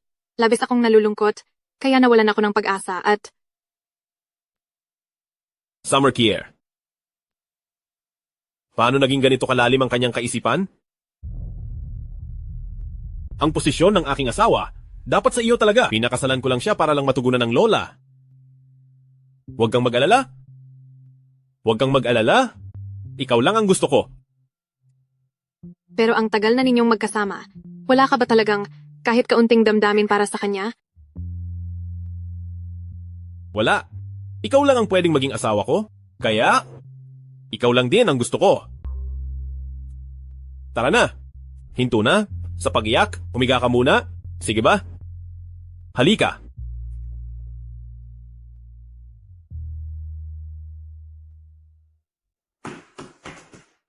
Nabalitaan kong si Fifi ay isinugod sa ospital kagabi. Anong nangyari? Anong pinagkukunwari mo? Kung paano siya napunta sa ospital, hindi mo ba alam? Malinaw kong sinabi sa'yo, ang bagay na ito, huwag mong sasabihin sa kanya. Pagtalikod mo ay nanggatong ka na, at dahil doon ay nagtangka siyang magpakamatay. Hindi ko ginawa. Ang nangyari sa atin, wala akong sinabing kahit isang salita sa kanya. Kakausapin ko siya. Hindi na kailangan. Shake-er, ano ba ang iniisip mo? Siniseryoso mo ba na magugustuhan ko ang isang babaeng katulad mo na magulo ang personal na buhay at may anak pa? Zan Baiting, gusto kita. Ngunit hindi ko kailanman inasam na magugustuhan mo rin ako at hindi rin ibig sabihin na kaya mo akong laitin ng ganito. Maniniwala ka man o hindi, hindi ko kailanman siniraan ka at si Shenfei. Dahil si Shake-er ay hindi nakikisali sa ganoong bagay. Shake-er. Baiting, masama ang pakiramdam ko. Fei-Fei? Fei-Fei? Mama, ilang araw nang hindi nakikita ni Baby. Pwede bang tawagan siya? Hindi pwede, Baby. Hindi siya ang tunay mong papa. Huwag mo na siyang banggitin ulit. Pero gusto talaga siya ni Baby. Mama, nag-away po ba kayo? Pauuwiin ni Baby si Papa para humingi ng tawad sa'yo, okay ba?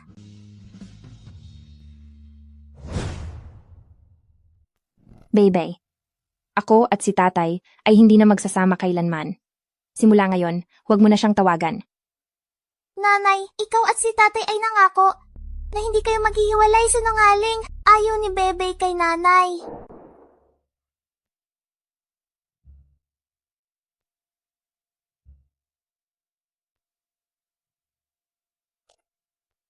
Baby, hindi ko lang napigilan ang emosyon ko kanina. Pasensya na. Tatay. Baby, nilalagnat ka. Samahan ka ni nanay sa ospital, ha?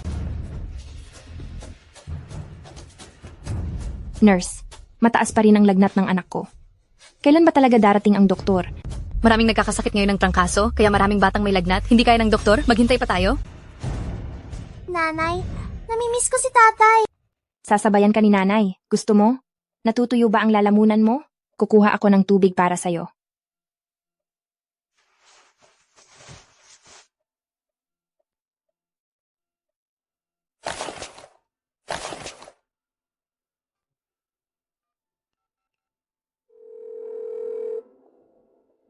Tatay.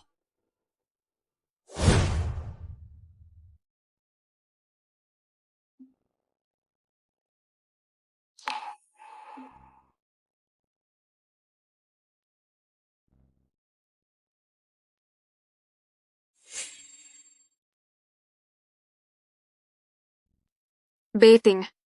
Samahan mo ako ngayong gabi. Tutol tayo. Ay ikakasal na. Zhao Fei, kakagaling mo lang. Sabi ng doktor, matagal na akong magaling.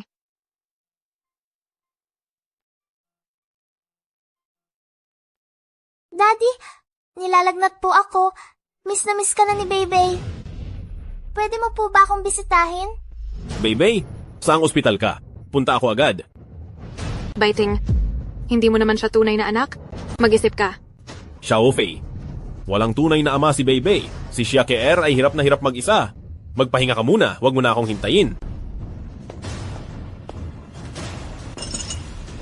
Xiaoke, bakit ka at ang supling mo laging sumisira sa maganda kong kapalaran?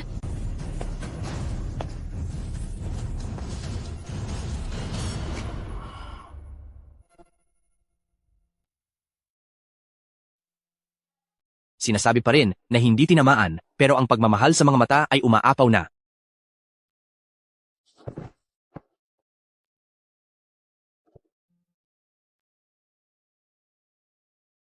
Anong nangyari kay Baybay? Bakit ka nandito? Natawagan ka na naman ba ni Baybay? Ayusin agad ang isang private room at tawagin ang lahat ng pediatric experts para sa konsultasyon. At saka, bumili rin ng mainit na sapatos. Opo, Boss John.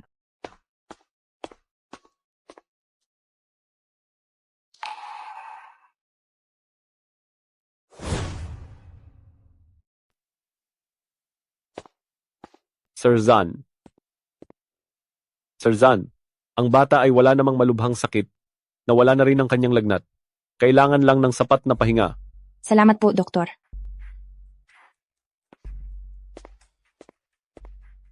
Salamat po.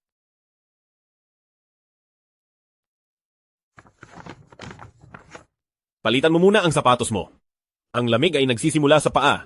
Kung magkasakit ka, sino ang mag-aalaga kay Baybay?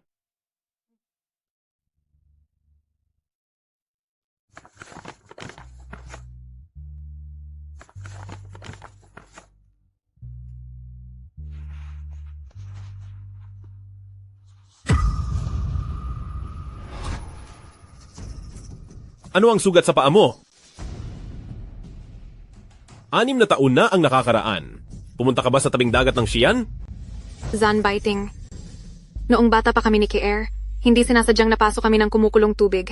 Kaya, pareho kaming may pilat sa binti. Tingnan mo. Ang pilat namin ni Kier, hindi ba't magkamukha?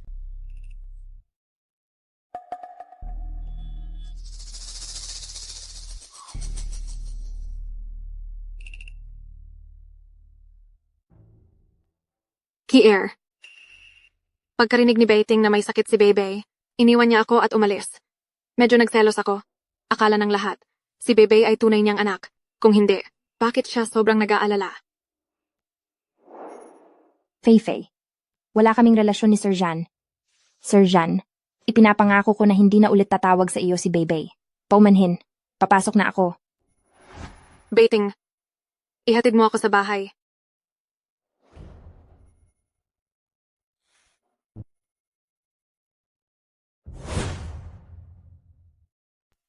Bebe, uuwi na tayo ngayon sa bahay. Hindi ka ba masaya? Hindi po. Uuwi na si Bebe, pero hindi man lang kami sinundo ni Papa.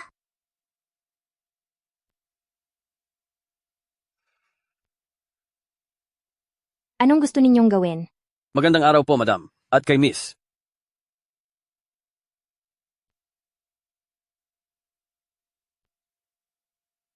Lola, kung na-miss niyo po kami, dapat tumawag na lang po kayo sa amin.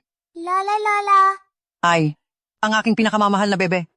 Ka-OR, ang pagkasakit ni Bebe ay talagang nag-alala sa akin ng husto. Kaya't pinahatid ko kayo ng mga bodyguard para makatiyak ako. Halika na. Naghihintay ako sa inyo sa bahay. Sige po.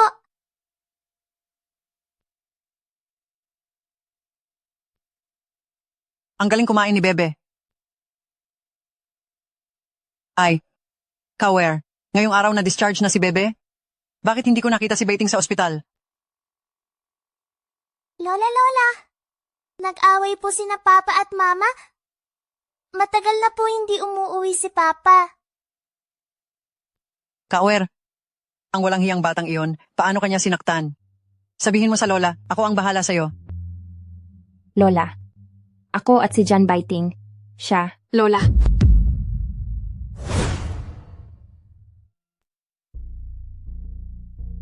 Lola, John Biting, ano ba talaga ang nangyayari? Kung maglakas loob kang saktan si KR ngayon, babalatan ko ang ulo mo. Ako? Lola. Tumahimik ka. Sino ang lola mo? Walang hiya, huwag mong tangkaing makisawsaw sa pamilya Zan. Lola, peke lang ang kasal namin ni Shaker. Natagpuan ko na. Ang babaeng nagligtas sa akin noon ay si Shenfei. Ako at si Shaker hihiwalayan pagkatapos ng isang buwan at magpapakasal kay Shenfei. Walang hiya. Noong kinasal ka noon, ano ang ipinangako mo sa akin? Gusto mo ba akong patayin sa sama ng loob? Lola. Lola Zan, magkaibigan kami ni KR, kaya alam ko ang lahat tungkol sa kanya. Magulo ang buhay pag-ibig ni KR. Si Bebe, hindi niya alam kung kaninong lalaki ang naging bunga ng isang gabi lang. Ang ganitong tao, paano siya magiging karapat-dapat na pakasalan sa pamilya Zan? Lola, totoo na pumayag akong pakasalan si John Biting para lang marehistro si Bebe. Paumanhin. Hindi mo kasalanan? Kasalanan ko, na pinilit ko kayo. Zan Biting, sasabihin ko sa iyo, maaari mong bigyan ng malaking pera ang babaeng ito bilang pasasalamat sa pagligtas niya sa iyo. Ngunit hindi ako papayag na pakasalan mo siya. Ang manugang ng pamilya Zan, si KR lang ang kinikilala ko. Beiting, unang kita pa lang ni Lola sa akin, galit na agad siya sa akin. Kaya baka, sinabi ni Care kung ano-anong masama tungkol sa akin? Hindi siya ganoong tao. Ngayon ay mainit ang ulo ni Lola. Pagkatapos niyang kumalma, ipapakilala kitang muli sa kanya. O sige. Tara na, ihatid muna kita pa uwi.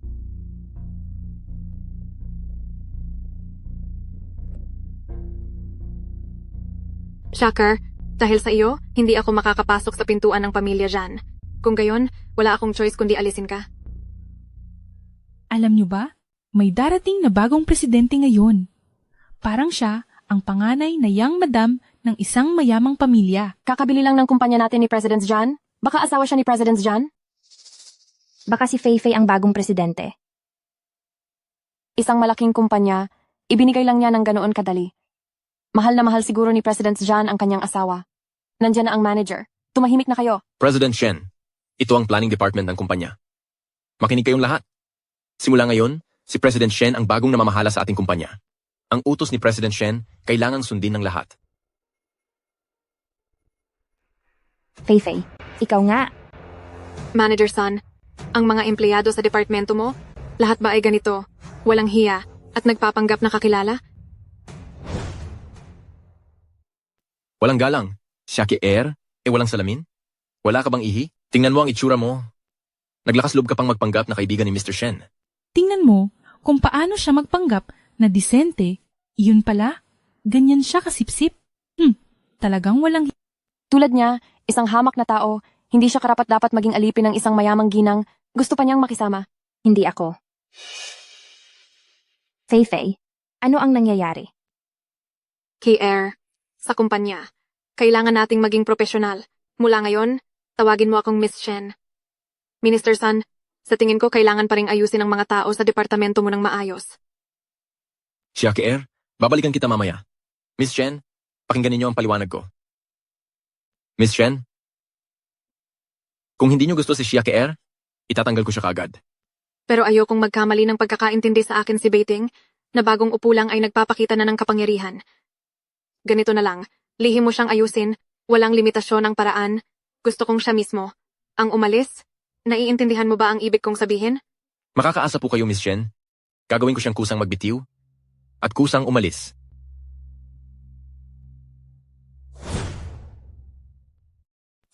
Ngayong matapos ang trabaho, magsaya tayong lahat. Ito ang alok ni Chief Shen na bagong upo. Sabi ni Chief Shen, malaya kayong gawin ang gusto nyo. Siya ang magbabayad. Ang galing. Chief, kailangan ko pa pong sunduin ang anak ko mamaya. Hindi po ba ako pwedeng hindi sumama sa dinner mamaya? Ang dami mo talagang arte. Shaki Air, huwag kang maging bastos. Kapag hindi mo binigyan ng mukha si Chief Shen, baka matanggal ka. Oo nga, bihira lang magkasama ang departamento natin. Huwag kang killjoy. Naiintindihan ko. Pupunta ako. Shakir. Kapag lumalabas, huwag kang mahiyain. Halika, uminom ka. Fruit wine lang yan, walang anuman. Oh, sige.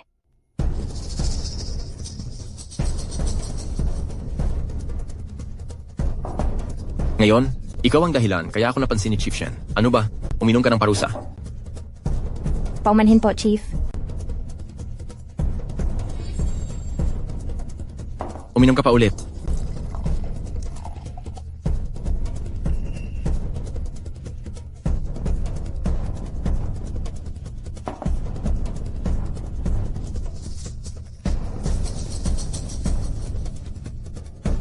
Chief, umalis na ang lahat.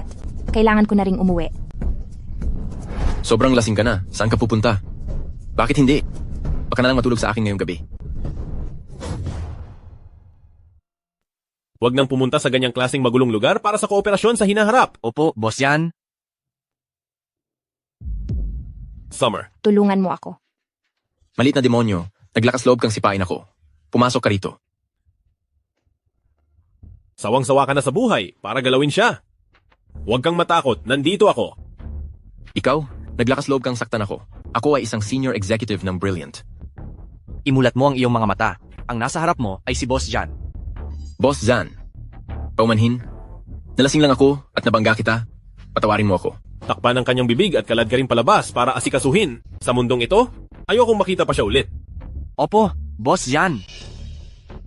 Maawa ka, Boss Jan. Maawa ka. Ayos ka lang ba? Ayos lang ako. Salamat, Boss Zan. Mauuna na ako. Huwag kang magpanggap na malakas, ihahatid kita pauwi. Demonyo. Anong kinababaliwan mo? Magkayakap ang matalik kong kaibigan at ang magiging asawa ko. Paano ako hindi magagalit? Bait, paano mo nagawa ito sa akin? Huwag kang mag-isip ng masama. Wala kaming anuman ni Shakir. At wala rin akong balak. At hindi rin mangyayari sa hinaharap. Faye. Mr. Shen, nagkakamali ka. Kanina, gusto akong saktan ni Director San. Saktong dumaan si CEO Zan. At saktong, tinulungan niya ako. Ganoon pala? Pasensya na, KR. Medyo malakas nga ang hawak ko kanina. Ayos ka lang ba? Ayos lang ako. Naghihintay pa si Bebe sa bahay. Aalis na ako. Huwag kang magmadali, pauuwiin kita kay Assistant Han. Opo, Mr. Zan. Beting. Sa harap ng kasalukuyan mo, inaalala mo pa ang dating kasintahan? Mr. Zan, mag-isip-isip ka nga. Hindi na po kailangan. Kaya ko namang umuwi mag-isa. Assistant Han.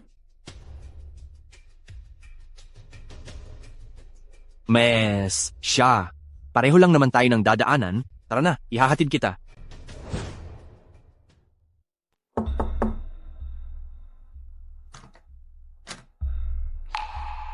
Ginang Shen. Narinig kong nag-leave ka. Bumisita ako. Hindi ba nasugatan ang paa mo kagabi? Salamat sa iyong pag-aalala, Ginang Shen. Fei, hindi mo kailangang tawagin ako ng ganyan kalamig. Magkaibigan tayo. Tawagin mo pa rin akong Fei simula ngayon. Shen Fei. Talaga bang itinuturing mo akong kaibigan? Kung ganoon, hindi na ako magpapanggap pa. Narito ang 10 milyong yuan. Sapat na iyan para sa iyo at sa iyong anak, para mamuhay ng maayos habang buhay sa iyong bayang sinilangan.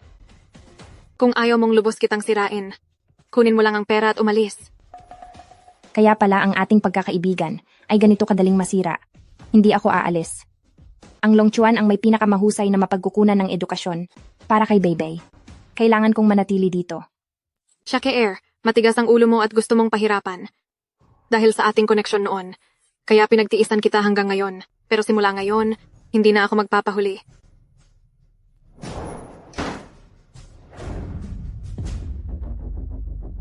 Lahat tumayo. Walang gagalaw ngayon. Makipagtulungan sa investigasyon. Anong nangyari, Ginang Shen? Bakit ganyan? Bigay ni Boss Jan sa akin. Ang wedding ring na nagkakahalaga ng 300 milyon ay nawawala. Ang magnanakaw ay tiyak na nandito. Hanapin nyo.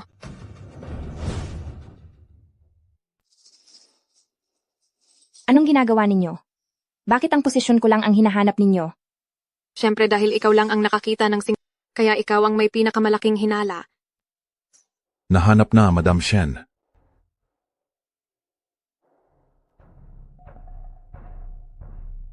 Hindi ko talaga inakala, Summer. 300 milyon ang halaga niyan, ninakaw mo pa rin. Kahit gaano ka pa kainggit at naiinggit kay Madam Shen, hindi ka dapat magnakaw ng mga bagay. Nakakahiya ka sa department namin. Hindi ako. Shanfei, ikaw mismo ang naglagay niyan sa drawer ko.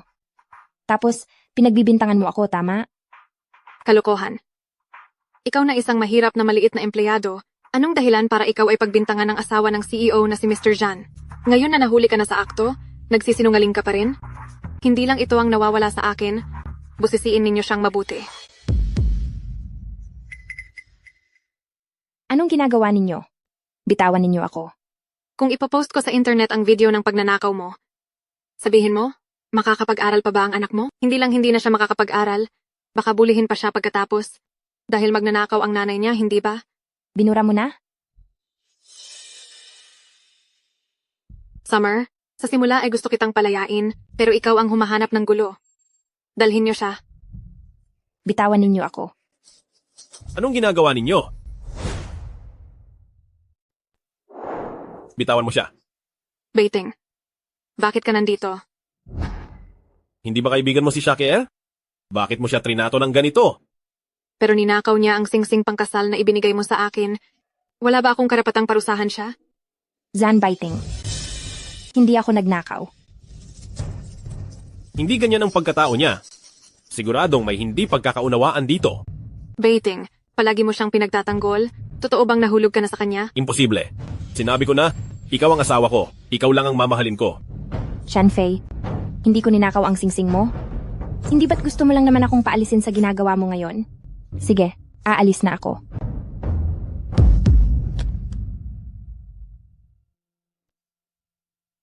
Bakit meron ka rin ng palawit na ito?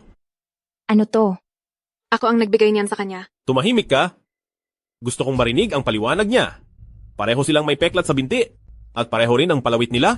Ano ba talaga ang nangyayari? Totoo. Ibinigay ito sa akin ni Shanfei. Shakir, kinain ba ng aso ang konsensya mo? Napakabuti ko sa iyo, binigyan kita ng napakamahal na batong jade, ngunit hindi ka pa rin nasisiyahan. Lagi mo lang iniisip na akitin si Baiting. Bakit ka ganoon ka-immoral? Pagkatapos ng lahat, si Shakir at President Shen ay tunay palang magkaibigan. Para lang ba kay President Zhan ay magkaaway ang magkaibigan? Ang si Shakir na ito ay talagang walang kahihiyan. Inaagaw ang asawa ng matalik na kaibigan. Napakababa talaga ng kanyang pagkatao. Manahimik. Lumabas kayong lahat. Naririnig mo ba? Shakir, gaano ka karimarim sa lahat ang pagiging kabit mo? Pagkatapos nito, hindi na makakaahon ang anak mo. Anak siya ng kabit. Shanfei, huwag kang palaging kabit ang sinasabi mo.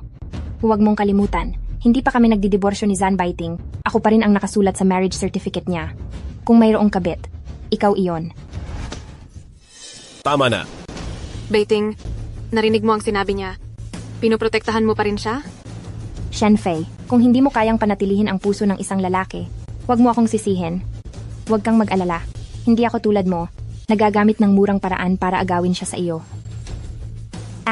Itong trabaho, hindi ko nagagawin. Shakir. Summer. Mr. Zhan, dahil wala tayong patutunguhan, pakiusap, huwag mo nang gawin ang mga bagay na nakakalito. Mama, kahit wala ka ng trabaho, huwag kang matakot. Ako na ang mag-aalaga sa'yo. Sige, anak, hintayin mong lumaki ka. Tara, umuwi na tayo.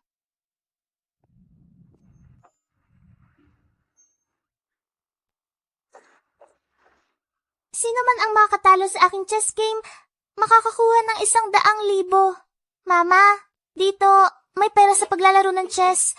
Subukan din natin para hindi ka mahirapan sa pagpapalaki sa akin mag-isa. Bata, ni ang napakagaling na matanda ay hindi ito natalo. Ikaw at ang iyong ina ay huwag na lang sumubok. Paano natin malalaman kung hindi natin susubukan?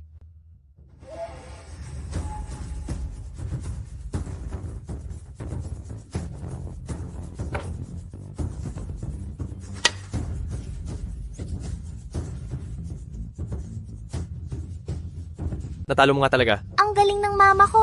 Tito, huwag kang magsisinungaling ha. Nanalo ang mama ko, ibigay mo na ang pera. Anak, nagbibiro lang si Tito. Umuwi na tayo. Tara. Ako, si Gushi Feng, ay hindi nagbibiro. Natalo mo ang aking chess game. Sa iyo ang 100,000 na ito. Hindi na kailangan. Naglaro lang ako. Ibigay mo na lang ang pera sa mas nangangailangan. Tara. Sandali. Pwede ko bang hingin ang iyong contact number? Wow. Tito, nililigawan mo bang nanay ko? May anak na ako. Wala akong pakialam.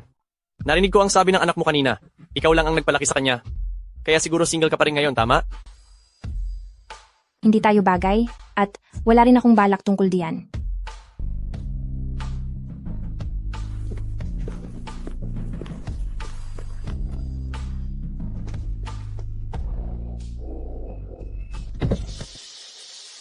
Ano ang tinitignan mo? Sumakay ka. Kuya, sa wakas ay nakilala ko na ang aking minamahal. Ngunit, siya ay isang single mom. Anong problema sa single mom? Pareho silang malumanay at maalaga. Maingat din at matatag, at mas marunong mag-alaga ng tao. Kuya, bakit mo kilala na kilala ang mga single mom? Nagkaroon ka na ba ng karelasyon? Sa madaling salita, kung gusto mo, habulin mo lang ng buong tapang, huwag mong pansinin ang tingin ng mundo. Tama ka. Kuya, pupuntahan ko siya bukas at aabangan. Sumakay ka? Hi, naalala mo pa ba ako? Gushi Feng. Nakita tayo kahapon sa chess stall. Hindi ko talaga iniisip na may anak ka. Pwede ba tayong magsimula bilang magkaibigan? Ginoong Gu, nilinaw ko na kahapon na ayaw ko. Shakir, hindi ka pa rin umalis sa Longchuan? Ang bilis mo. Nakahanap ka na naman ng iba para magpalaki ng anak mo. Mukhang magaling ka sa kama. Shakir, naglakas loob kang saktan ako.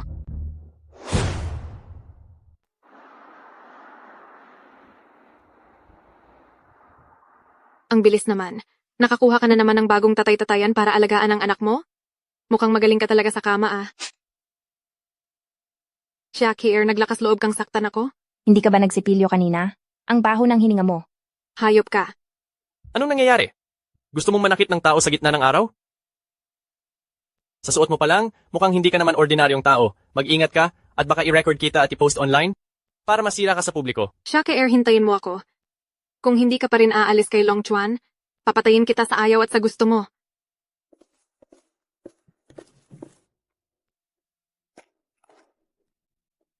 Salamat sa pagtulong mo kanina. Kaya, pwede na ba tayong maging magkaibigan? Hindi. Ginoong Gu, talagang hindi tayo para sa isa't isa, kaya huwag mo nang aksayahin ang oras mo sa akin.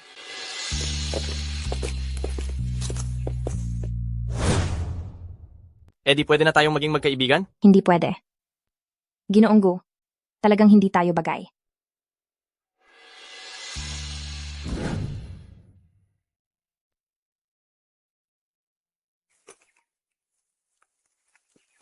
Ay,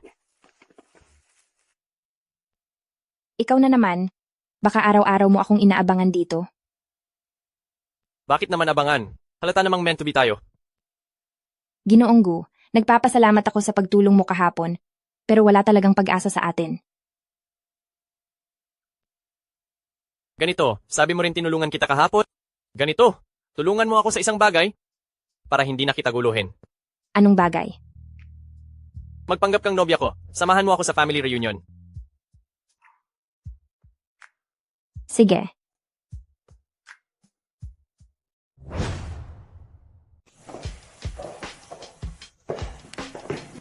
Lola, ito po ang jade pendant na inihanda namin ni Baiting para sa inyo. Bumabati po sa inyo. Mga walang hiya.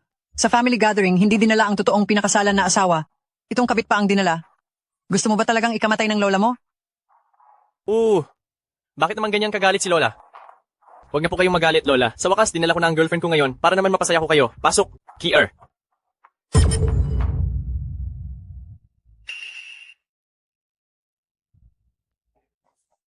Lola, ito po ang girlfriend ko, Shia Kier.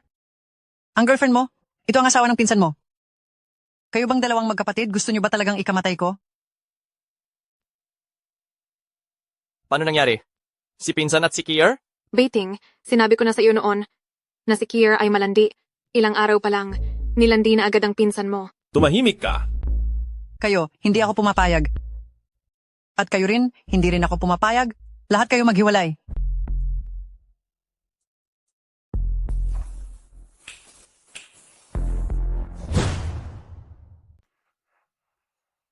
Ngayon, tama na ito. Ha. Lola, hindi na kami magkakasama ni Zij and Baiting. Paumanhin, Shifeng, hindi ko alam na pinsan ka ni Jean Baiting. Pinapalpak ko ang palabas na ito para sa iyo. May gagawin pa ako. Aalis na ako.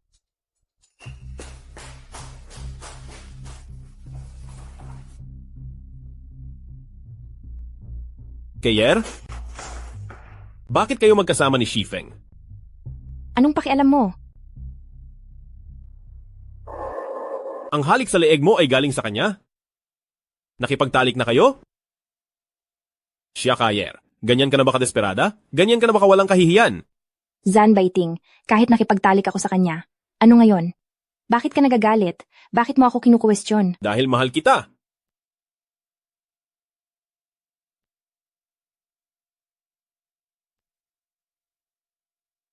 Hindi ko alam kung kailan nagsimula. Na mahalin kita? At hindi na kita kayang pakawalan. Siya, Kier? Mahal kita. Baiting.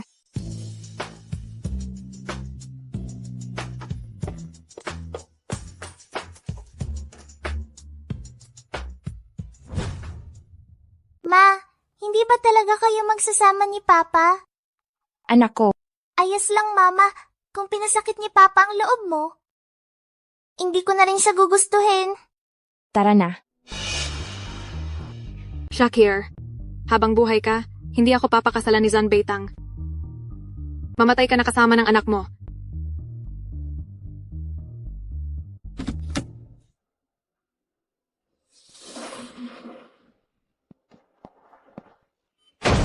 Anak ko, Walang tigil ang pagdurugo ng pasyente. Ihanda ang resuscitation. anak ko, anak ko, anak ko, Bawal pumasok ang pamilya. anak ko, huwag kang papayag na may mangyari sa'yo.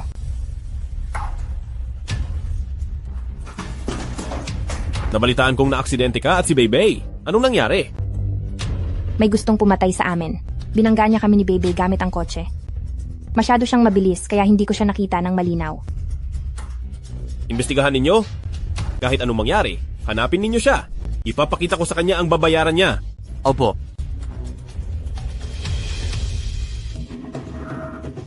Hindi napatay ng walang kwentang iyon ang bruhang ito. Kailangan ng bata ng agarang pagsasalin ng dugo. Ngunit siya ay may bihirang panda blood. May kilala ba kayong kaibigan na may panda blood? Ako. Sa pangkalahatan, ang mga batang may panda blood ay mas mataas ang posibilidad na mayroon ding panda blood ang mga magulang. Magkapareho pa kami ng blood type ni Beybey. Binibining Shen, ito na po ang buhok ng babae sa silid 3 taon na hiniling ninyo. May 500,000 sa card na ito. Hindi lang kamukha ng munting salbahe na iyon si John Baiting. Pareho pa sila ng blood type. Paano nangyari na ganoon kasabay?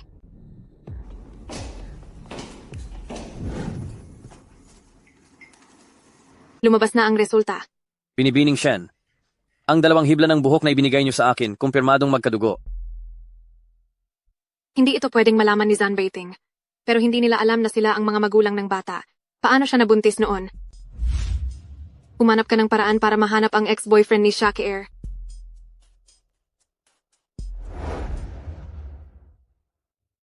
Ginawa ko na ang sinabi ni Presidente Xian. Umalis na ako sa Beichuan. At hindi ko na rin nakita si Shakir. Pakiusap, hayaan niyo na ako. May iba pa akong itatanong sa iyo. Kung masisiyahan ako, iyon na ang perang ito. Sige, kaya ko. Nang gabing nabuntis si Shakir sa anak niya, ano ba talaga ang nangyari?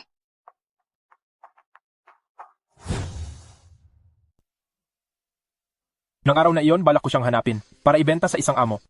Ngunit nang pumasok ako sa kwarto ng araw na iyon, nakita ko ang isang lasing na nagkamali ng kwarto at nakasama na pala niya ito. Pagkatapos, dinala ko ang lasing na iyon pabalik sa sarili niyang kwarto. Pagkatapos, nang magising si Xiaoke, sinabi ko sa kanya na ako ang nakasama niya. Ang taong iyon ay tila si Zhang. Simula noon, pakiramdam ko ay pamilyar siya. Hindi kaya anak ni Zhang si Beibei? Tumahimik ka. Ingatan mo ang iyong bibig. Kung hindi, papatayin kita.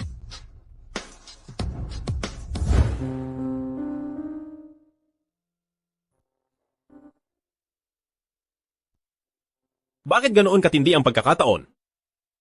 Hindi lang magkamukha kami ni Beibei, pati ang blood type ay pareho. Pero 6 na taon na ang nakalipas, hindi ko maalala na nakita ko si Xiaoke. Zhang, 6 na taon na ang nakalipas, ikaw at ang pinsan mo, noong gabing uminom kayo sa Crown Hotel, balak ko sanang ihatid ka sa iyong kwarto, ngunit iginiit mong kaya mo nang maglakad mag-isa. Hindi ako mapakali kaya sinundan kita, at natuklasan kong wala ka sa iyong kwarto. Pero kinabukasan sa umaga, hindi ko alam kung sino ang nagbalik sa iyo sa iyong kwarto, at saka gulo-gulo pa ang iyong damit. Sinasabi mong, posibleng anak ko si Beibei?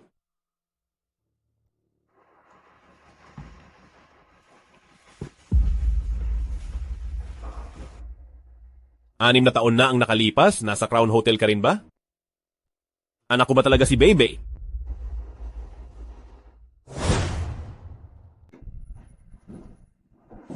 Kuya, anak ko si Beibei. Ito ang DNA test namin ni Beibei.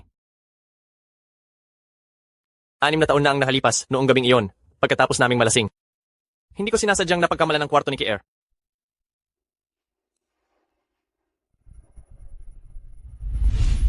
Anak ng kapatid mo ang anak ni Xiaoke, pero hindi siya mahal ni Beiting. Kahit para sa bata, kahit pilitin siyang pakasalan, hindi siya magiging masaya. Alam kong gusto mo si Xiaoke. Paano kung magtulungan tayo? Makikinabang tayo pareho.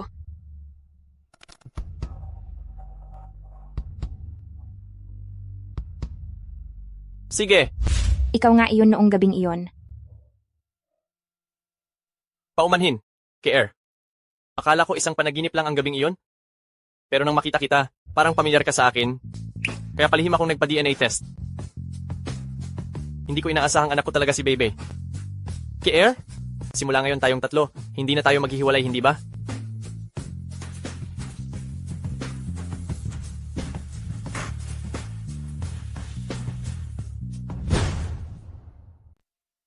Ano? Si Beibei ay anak ni Shifeng. Lola, Huwag mo akong tulungan. Ang laking kasalanan nito. Kung si Beibei ay anak ni Shifeng, ikaw na walang kuwenta. At hindi mo pinahahalagahan si Kier. Kung gayon, bilisan mong makipagdiborsyo para magkasama-sama na ang pamilya ni Shifeng.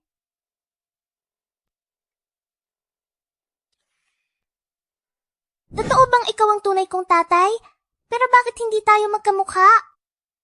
Sino nagsabing hindi? Ang ilong mo ay kamukhang kamukha ng sa tatay.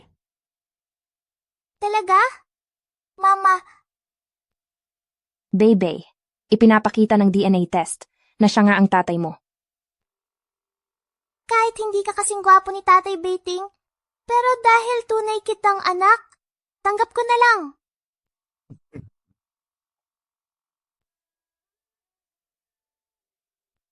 Ngayon, ang asawa at anak ay sa iba na. Masakit ba? Tatay Beiting, Kuya, bakit ka nandito? bukas, sa registration office, magdiborsyo na tayo. Sige.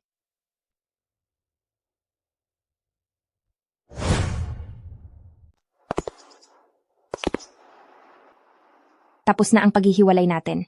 Lilipat kami ni Baby mula sa bahay mo sa lalong madaling panahon. Kailan mo balak magpakasal kay Gu Shifeng? Wala kaming balak. Beiting. Uuna na ako. Beiting. Ngayon, pwede mo na ba akong pakasalan? Hindi pa pumapayag si Lola. John Beiting, iniisip mo pa rin ba si Xiaoke? Asawa na siya ng pinsan mo. Beiting, ang pinakamalaking hangarin ko ay pakasalan ka. Kahit hindi mo ako mahal, alang-alang sa pagliligtas ko sa iyo. Pakasalan mo ako, sige na? Sige.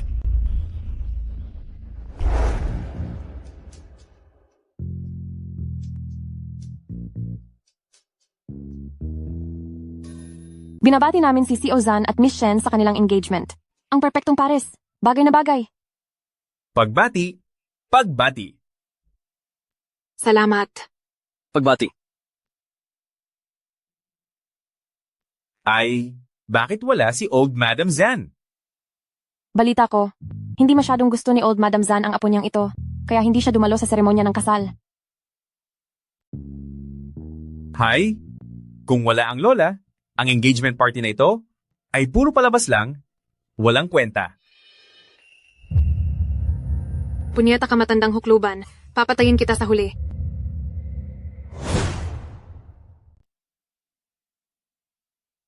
Binabati ko kayo sa engagement, kuya at ate. Kuya, ang inyong engagement ceremony, anong kumpanya ang nagplano? I-refer mo rin sa akin. Kapag ikinasal na kami ni Kerr, ito rin ang pipiliin ko. Hindi ko alam. Shifeng, paumanhin, punta lang ako sa banyo.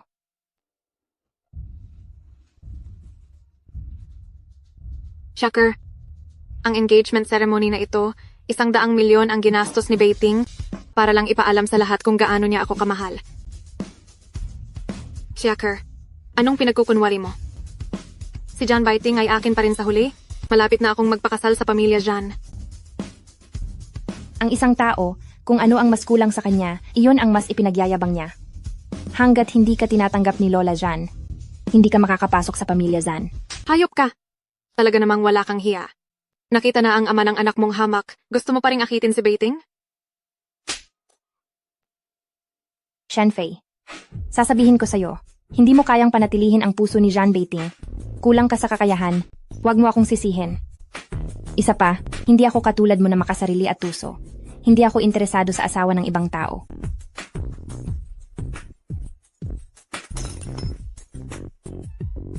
Anong nangyayari? Nag-aaway? Ano? Tulong. Anong sitwasyon? Oo nga. Siya mismo ang nahulog, wala akong kinalaman doon. Tulong. Tulong. Noon, iniligtas ako ni Shenfei mula sa dagat. Paanong hindi siya marunong lumangoy? Hindi siya ang nagligtas sa akin. Ginoong Zan, mabilis na kunin niyo ang aming Fei-Fei. Hilahin niyo siya. Opo. North Ting. Si Summer Kier ang nagtulak sa akin pababa. Gusto niya akong lunurin. Sir John, si Fei-Fei ang magiging asawa mo. Dapat lang na ipagtanggol mo siya.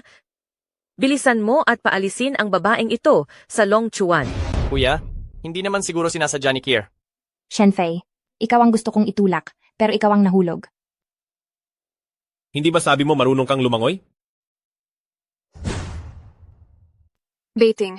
Nag-cramp lang ang paa ko. Hindi ako tanga. Puro ka kasinungalingan. Okay. Sabihin mo, saan mo nakuha ang jade pendant na ito? Ang jade pendant ko. Bakit nasa iyo? Shenfei, hindi mo ba sinabi sa akin na nawala ito? 6 na taon na ang nakakaraan sa tabing dagat ng Xi'an. Ang babaeng nagligtas sa akin. Ikaw iyon? Noon, ako ang nagligtas sa iyo. Beiting, huwag kang magpaloko sa kanya. Hindi siya. Ako ang nagligtas sa iyo. Tumahimik ka. Kalad ka rin ninyo siya palabas. Ayoko na siyang makita, pati tungkol sa anumang balita tungkol sa Shen. Ayoko nang marinig.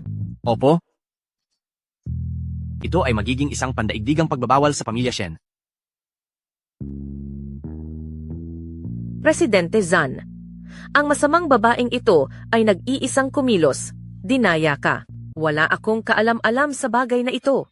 Ikaw na malas na babae. Salot sa buhay. Patayin ka. Ikaw na matandang walang kwenta. Araw-araw mo akong sinasaktan. Hindi pa ba sapat? Papupugutan kita? Kalad ka rin siya palabas. Tara.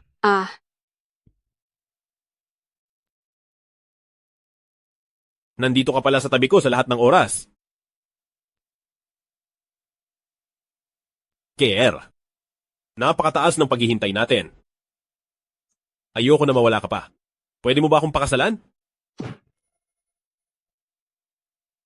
Fiancé ko na siya. Anak ko rin si Bebe. Aagawin mo pa ba siya sa akin?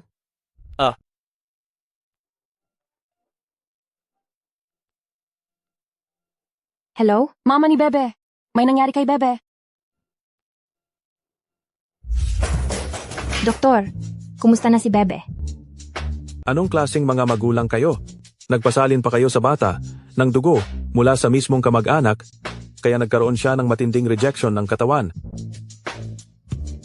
Pero buti na lang at naidala niyo siya agad. Kung hindi, baka malala ang nangyari. Dugo mula sa kamag-anak na direkta? Kailangang masalinan agad ng dugo ang bata. Napakabihira ng dugo niya. Tinatawag na panda blood. May kilala ba kayong may ganoong uri ng dugo? Ako. Ibig bang sabihin anak ko si Bebe? Hindi ko rin alam kung paano nangyari ito. Sorry kuya. Totoong anak mo si Bebe. Hindi ko inakalang ganito kalala ang magiging rejection. Patawad. Kasalanan ko ang pagiging makasarili ko. Ako ang dahilan kung bakit muntik mapahamak si Bebe. Keer. Si Bebe ang anak ko. Pakakasal ka sa akin. Mula ngayon, tayong tatlo bilang isang pamilya, hindi na muling maghihiwalay. Pwede ba? Sige.